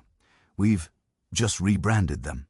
Waist trainers, which we touched on before, are a multi-million-dollar industry. Kim Kardashian, Jessica Alba, and dozens of other influencers is transferred from other parts of the body to the buttocks, has one of the highest mortality rates of any cosmetic procedure. A 2017 study found the death rate was approximately 1 in 3,000 procedures. That's significantly higher than most other cosmetic surgeries. And it's getting more dangerous because unqualified practitioners are performing it in unsafe conditions for cheaper prices. The Florida Department of Health has investigated multiple deaths from unlicensed BBL procedures. In 2018, several women died after receiving illegal silicone injections to enhance their buttocks administered in hotel rooms by people with no medical training. People know this. The risks are publicized. Medical organizations have issued warnings, and yet the procedure's popularity continues to grow because the ideal body shape currently values a specific proportion of small waist and large buttocks. Proportions that are difficult or impossible to achieve naturally for most body types.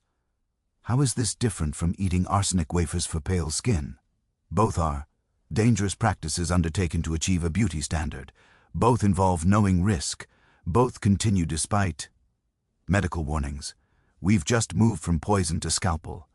Let me tell you about something called Snapchat dysmorphia. This is a real term coined by plastic surgeons who noticed patients coming in with photos of themselves with filters applied, asking to look like the filtered version permanently. They wanted surgery to make them look like their own face, but smoothed, enlarged, eyes, smaller nose, polished skin, all the things filters do automatically. Dr. Tygon Esho, a cosmetic doctor in the UK, said in 2018, a few years ago, patients would bring images of celebrities to consultations. Now they're bringing filtered versions of themselves. They want to look like an impossible ideal, an ideal that doesn't exist even on the person in the photo. We're asking surgeons to make us look like digital manipulation. We're seeking to transform our actual bodies to match a fake version that was never real to begin with.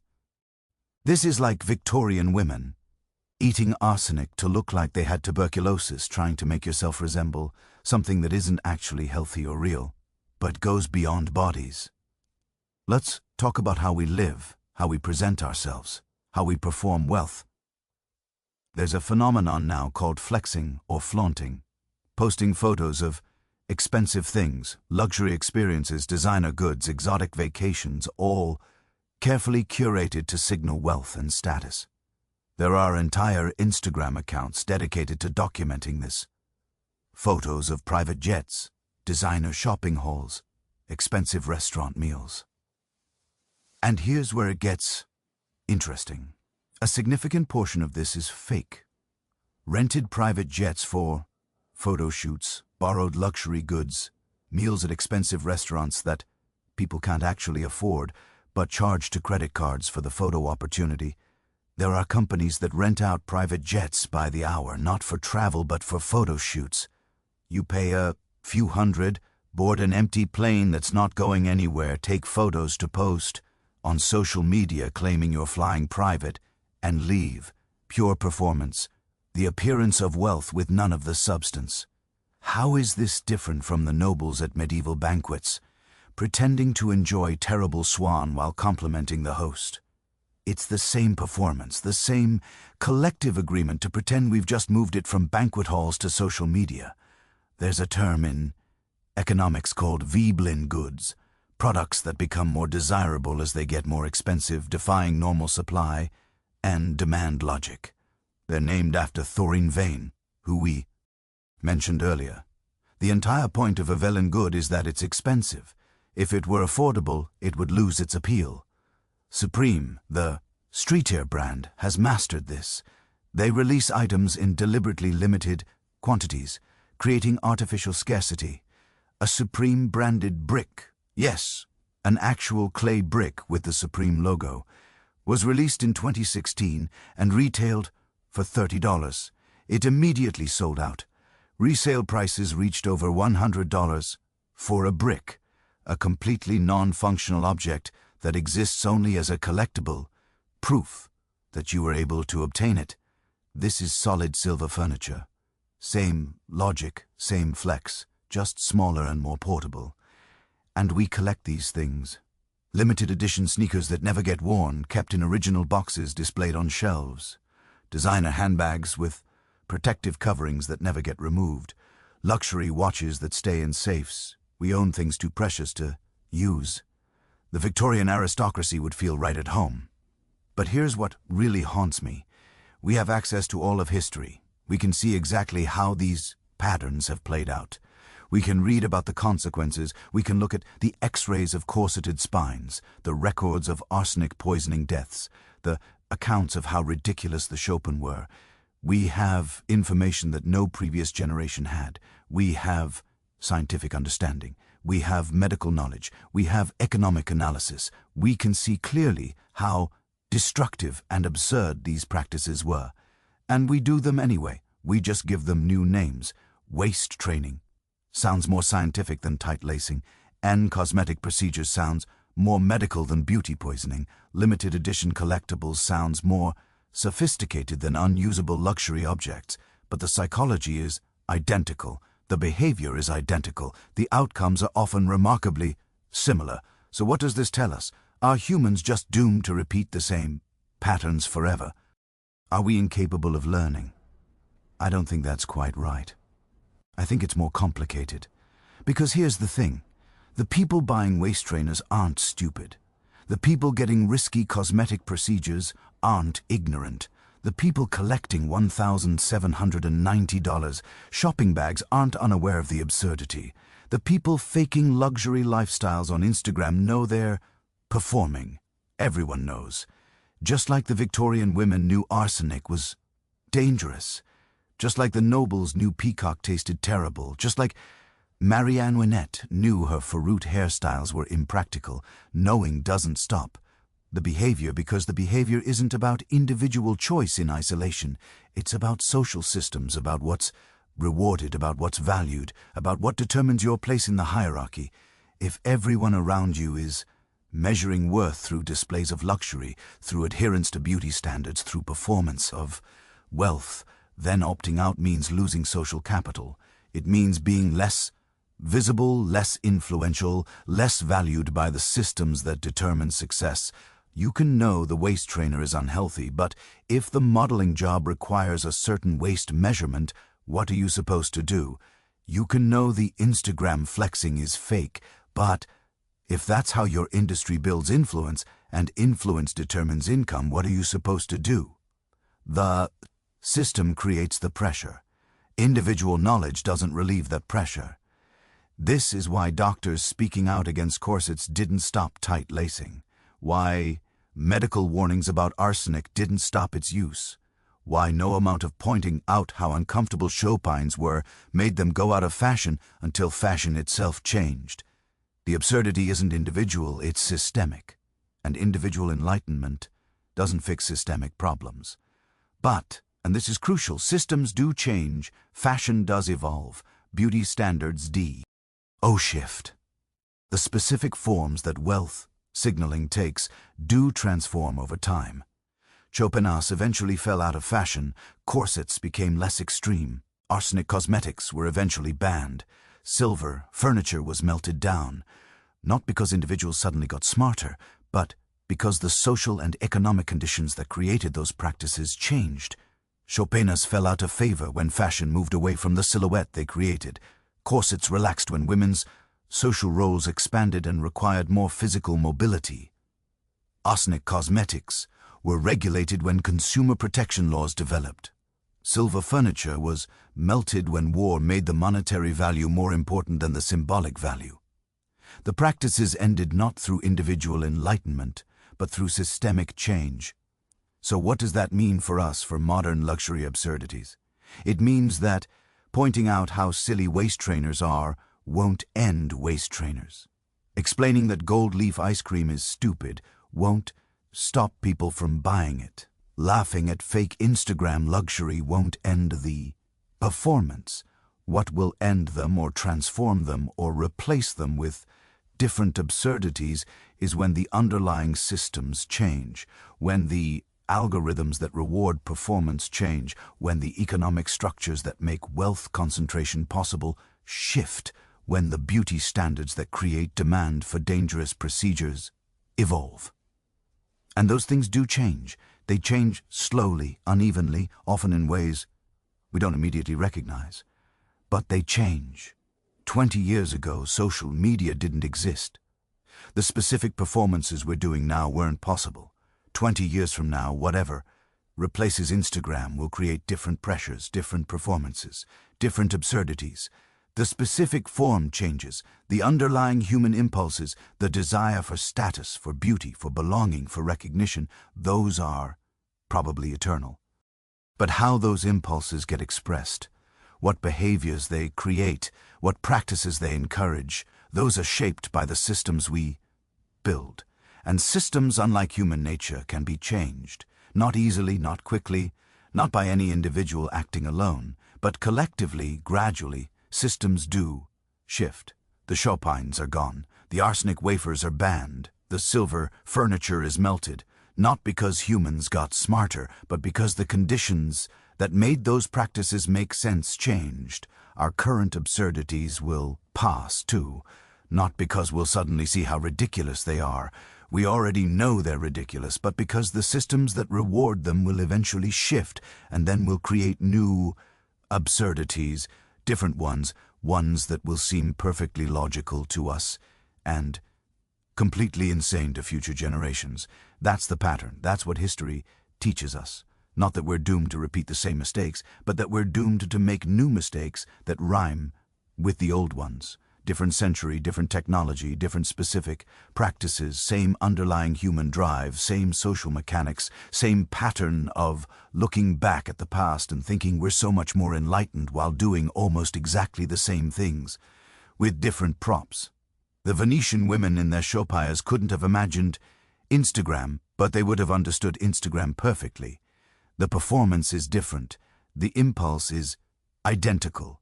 And that's both depressing and oddly comforting. Depressing because it means that we're not as evolved as we'd like to think. Comforting because it means that the people of the past weren't stupid or primitive. They were responding to their systems the same way we respond to ours. We're all just humans shaped by our contexts, performing the roles our societies expect, even when those roles are absurd. The question isn't whether we'll stop being absurd. We won't. The question is, what will future generations say about our specific flavor of absurdity? What will they look back on and think, how could they have been so foolish? The waist trainers, probably. The gold-covered food. Certainly the fake private jet photos. Definitely the cosmetic procedures that reshape bodies to match filters that don't represent reality. That one's going to look particularly bizarre. But we won't stop. We'll just move on to the next thing. The next performance, the next signaling mechanism, the next way to demonstrate status, achieve beauty standards, belong to the groups we want to belong to because we're human, and humans have always been this way, and probably always will be. Different century, different absurdities, same beautiful, ridiculous, striving humanity. We've spent this long night together, exploring the strangest, most excessive, most absurd luxuries in human history. We've seen how wealth corrupts sense, how status demands sacrifice, how the pursuit of luxury has led people to do genuinely insane things. But there's one more thing we need to acknowledge before we end this journey. One final truth that ties everything together. One last observation about what all of this, the Chopins, the arsenic, the corsets, the poison jewelry, the silver, furniture, the modern madness, what all of it really means. Let me leave you with one final thought. Here's what I think about late at night when I can't sleep and I'm turning all of this over in my mind. Maybe luxury was never supposed to make sense. Maybe that's the entire point. Every example we've discussed, every absurd, excessive, dangerous practice, they all share one thing in common. They weren't accidents, they weren't mistakes, they weren't people who didn't know any better. These were deliberate choices made by intelligent people who understood exactly what they redoing, and chose to do it anyway. The Venetian women knew Chopins made walking difficult. They chose them anyway. Victorian women knew arsenic was poison. They consumed it anyway. Marie Antoinette knew her 4-foot hairstyles were impractical. She wore them anyway. Louis XIV knew silver furniture was unusable. He commissioned tons of it anyway. They all knew. And that's what makes it interesting, because when you choose something that doesn't make practical sense, you're making a statement. You're saying, I'm not bound by practical concerns. I'm above utility. I can afford to be impractical, and that freedom from necessity, that's what luxury has always really been about. Think about it. What's the difference between someone who's comfortable and someone who's truly wealthy? Someone who's comfortable, has everything they need. Nice house, reliable car, good food, quality clothing, all functional, all useful, all making their life better in tangible ways. But someone who's truly wealthy, they have things they don't need, things that don't make their life better in any functional way, things that might actually make their life worse, more complicated, more expensive to maintain, more restrictive. And that's the point. That's the signal. That's how you know they're not just comfortable, they're wealthy. They can afford to own things that are purely symbolic, purely for show, purely to demonstrate that they're not constrained by the same considerations as everyone else. The Chopin said, "I don't need to walk efficiently, I have servants to carry me." The arsenic said, "I don't need to be healthy, I need to be beautiful." The corset said, "I don't need to breathe properly, I need to have the right silhouette." The silver furniture said, "I don't need functional chairs, I need impressive ones." In every case, the message is the same. Normal rules don't apply to me and her. Ease the thing, that message works. It's always worked because luxury creates distance. It separates the wealthy from everyone else. It makes them literally different, operating by different rules, living in different ways, performing a different kind of humanity. When you see someone in Chopin's, you know immediately that person is not like you. They cannot do the things you do. They live in a different world by different standards with different priorities. That's the point of luxury. Not comfort, not utility, not even really beauty, though beauty is part of the performance. The point is differentiation. The point is creating and maintaining hierarchy through visible, undeniable difference. And we're still doing it. We've always been doing it. We'll always be doing it as long as hierarchies exist. But here's what I've realized, after spending all this time thinking about historical absurdity and modern excess. Maybe that's not entirely bad. Wait, hear me out. Yes, a lot of what we've discussed is genuinely harmful. Poisoning yourself with arsenic is objectively bad. Crushing your organs with corsets is objectively bad. Getting dangerous cosmetic procedures is objectively bad. I'm not defending those practices, but the impulse underneath, the desire to transform yourself, to present yourself in a certain way, to participate in social rituals even when they are impractical, that impulses also created remarkable things. The Chopins were absurd, but they also inspired incredible craftsmanship. The skills required to make those shoes, to decorate them, to engineer them so they didn't completely collapse under the wearer, that was real artistry. Those craftspeople developed techniques that influenced other areas of design and manufacturing. Maria Antoinette's hairstyles were ridiculous, but they were also genuine art. The hairdressers were artists creating temporary sculpture. Yes, it was excessive. Yes, it was wasteful. But it was also creative, innovative, pushing boundaries of what was possible. The silver furniture was impractical, but it represented metalwork skill at the highest level. The artisans who created it were masters of their craft. The furniture itself is gone, but the techniques they developed influenced European metalwork for generations. Even the arsenic cosmetics bear with me. Even those represented people experimenting with chemistry, trying to understand how substances affect the body. They got it terribly wrong. Yes, but that experimentation, that willingness to try things, that's how we eventually developed safe cosmetics. Through trial and error, through mistakes that we learn from. The absurdity of luxury has often been a driver of innovation, because wealthy people are willing to pay for things that seem impossible. And when you're trying to achieve the impossible, you have to invent new techniques, develop new technologies, push existing knowledge further. A lot of modern technology exists because wealthy people wanted something impractical and were willing to pay for it. Advances in materials science, manufacturing techniques, design principles. Many of them came from luxury goods industries where cost was no object, and the goal was to create something that had never existed before. So there's a strange paradox here. The same impulse that leads to destructive practices also drives creativity and innovation. The desire to be extraordinary, even when extraordinary means impractical or excessive. That's caused harm, yes, but it's also created beauty and advanced human capability. I'm not saying it's worth it. I'm not saying the trade-off is good, but I am saying it's complicated, more complicated than wealthy people are, stupid and vain. Because here's another truth. A lot of these practices brought people joy, real joy, even when they were painful or dangerous or expensive. The Victorian woman in her corset achieving the perfect silhouette, receiving compliments at a party. She might have been in pain, but she was also experiencing the joy of meeting a standard, of being admired, of belonging. That joy was real, even if the cost was high. The noble wearing poison jewelry wasn't just paranoid. They were participating in a culture of intrigue, of power games, the thrill that comes from operating at high stakes. That was part of their life's excitement.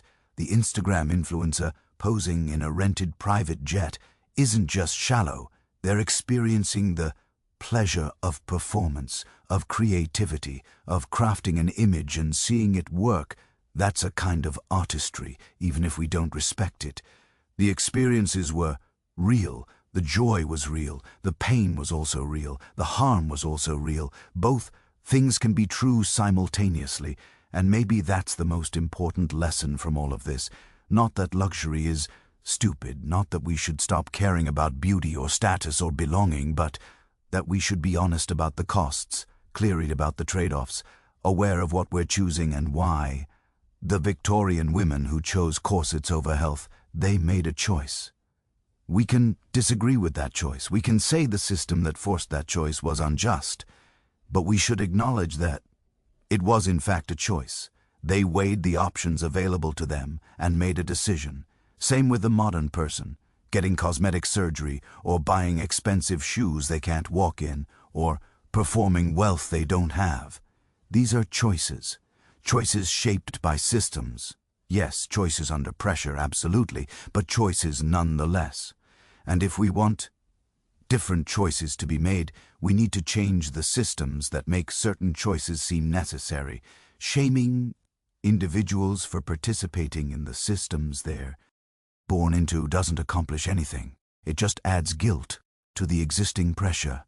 What we can do, what we should do is recognize the patterns, see how they repeat, understand the mechanisms, and then work to create systems where the choices are different, where achieving beauty doesn't require poison, where signaling status doesn't require bankruptcy, where belonging doesn't require conforming to impossible standards. That's hard work, much harder than just laughing at historical absurdity or judging modern excess. But it's the work that actually matters. 'Cause here's what I've learned from spending all this time with history's strangest luxuries. The problem was never really the Chopins or the corsets or the arsenic or the silver furniture. Those were just symptoms. The problem was and is systems that create such intense pressure for differentiation, for performance, for status signaling that people will damage themselves to meet the demands. Fix the system and you won't need to fight individual practices. The practices will naturally evolve into less harmful forms, maybe not harmless. Humans will always find ways to compete, differentiate, to perform, but hopefully less destructive. And who knows, maybe in 300 years, people will look back at our era and see patterns we can't see. Maybe they'll identify the through line connecting waist trainers to show pen to whatever comes next. Maybe they'll understand our absurdities better than we understand them ourselves.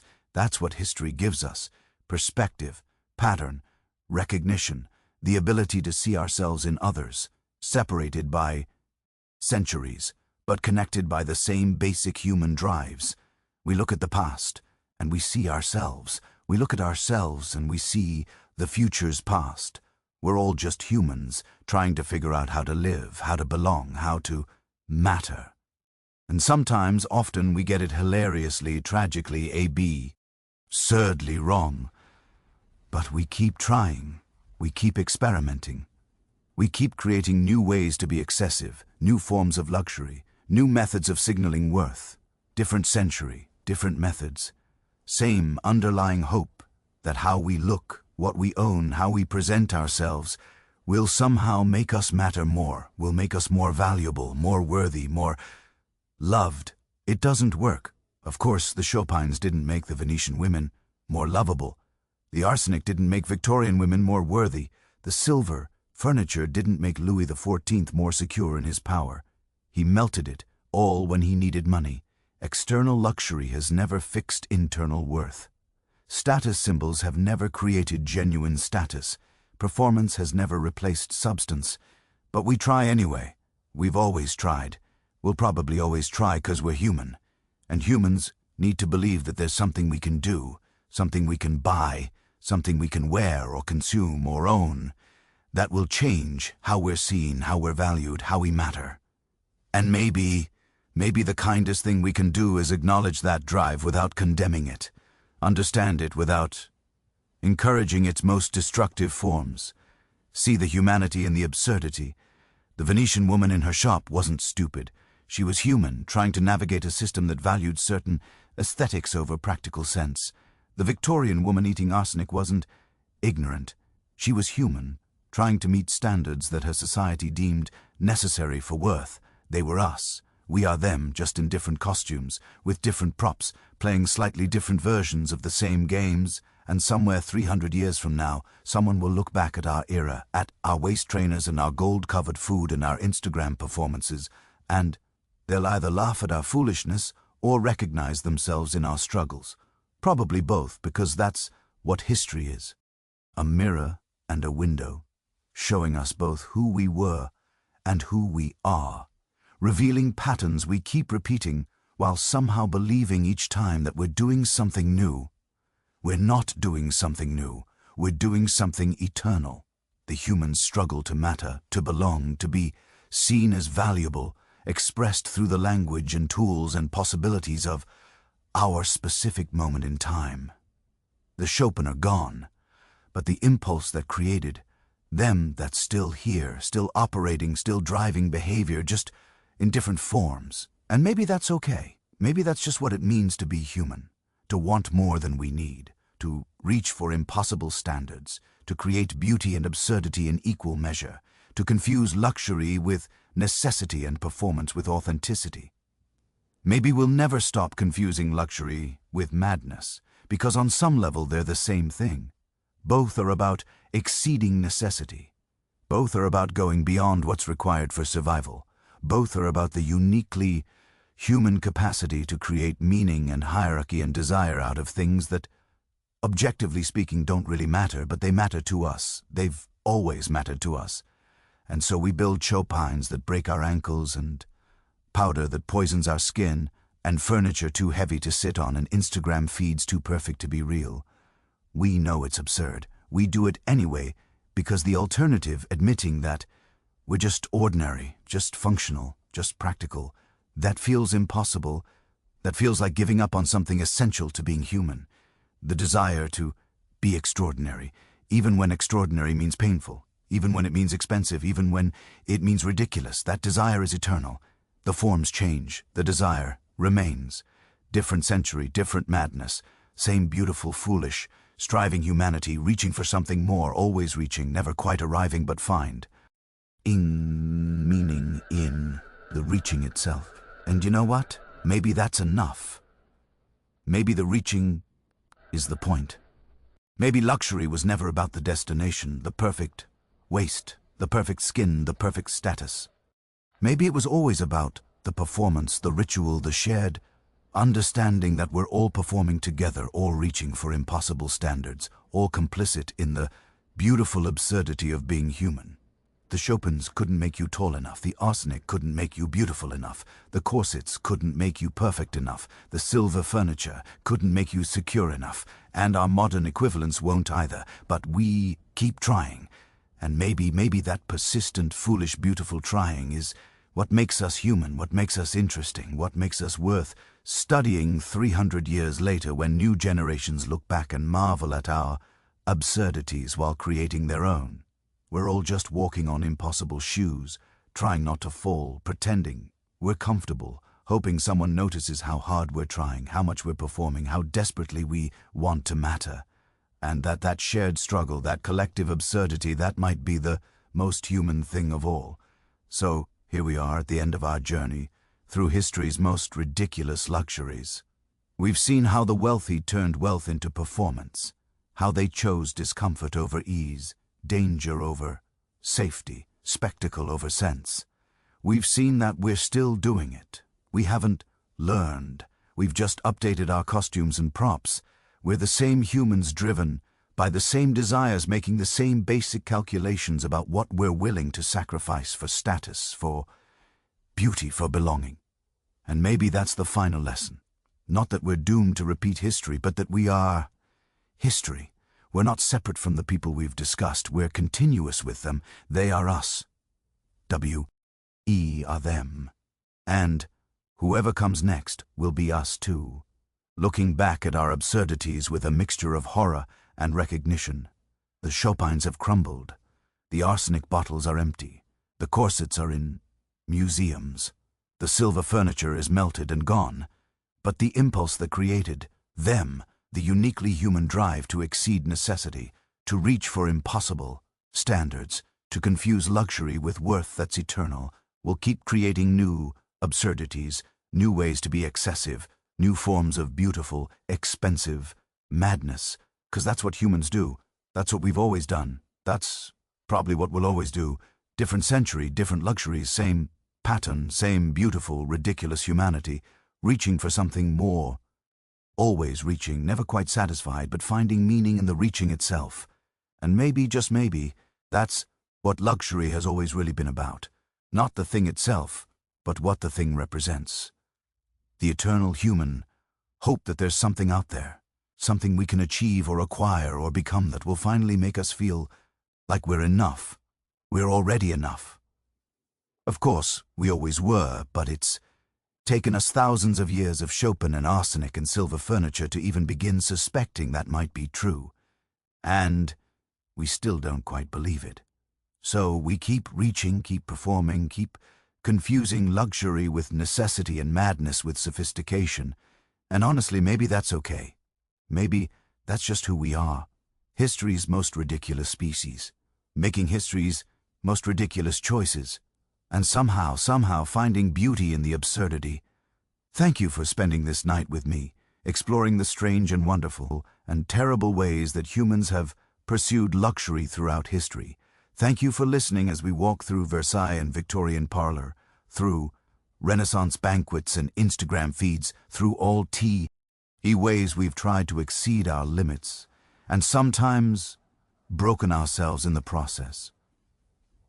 I hope this journey has given you something to think about. Maybe a new way of seeing the past, maybe a new way of seeing the present. Maybe just a collection of strange stories to tell at your next dinner party, though I wouldn't recommend serving peacock or swan. If you've enjoyed this exploration, if these stories have resonated with you, if you found yourself simultaneously laughing at historical absurdity and recognizing yourself in it, then please take a moment to leave your thoughts in the comments. Tell me which story surprised you most. Tell me what modern luxury you think is most absurd. Tell me if you see yourself in any of these patterns, or if you think we've truly evolved beyond them. And if you'd like more journeys like this, more deep dives into history's strangest corners, more explorations of how the past echoes in the present, then subscribe to the channel. Because there are so many more stories to tell, so many more patterns to uncover, so many more ways that history reveals who we are by showing us who we've been. The story doesn't end here. It never does. History keeps unfolding, and humans keep creating new absurdities, and there's always more to discover about the beautiful, ridiculous ways we've tried to matter. So rest well, dream of hairstyles tall enough to touch the ceiling, of shoes that make you a giant, of furniture too precious to use, and know that whatever absurd it is tomorrow brings, they'll be rooted in patterns we've been following for centuries. Different century, different madness, same eternal humanity. Until next time, sweet dreams.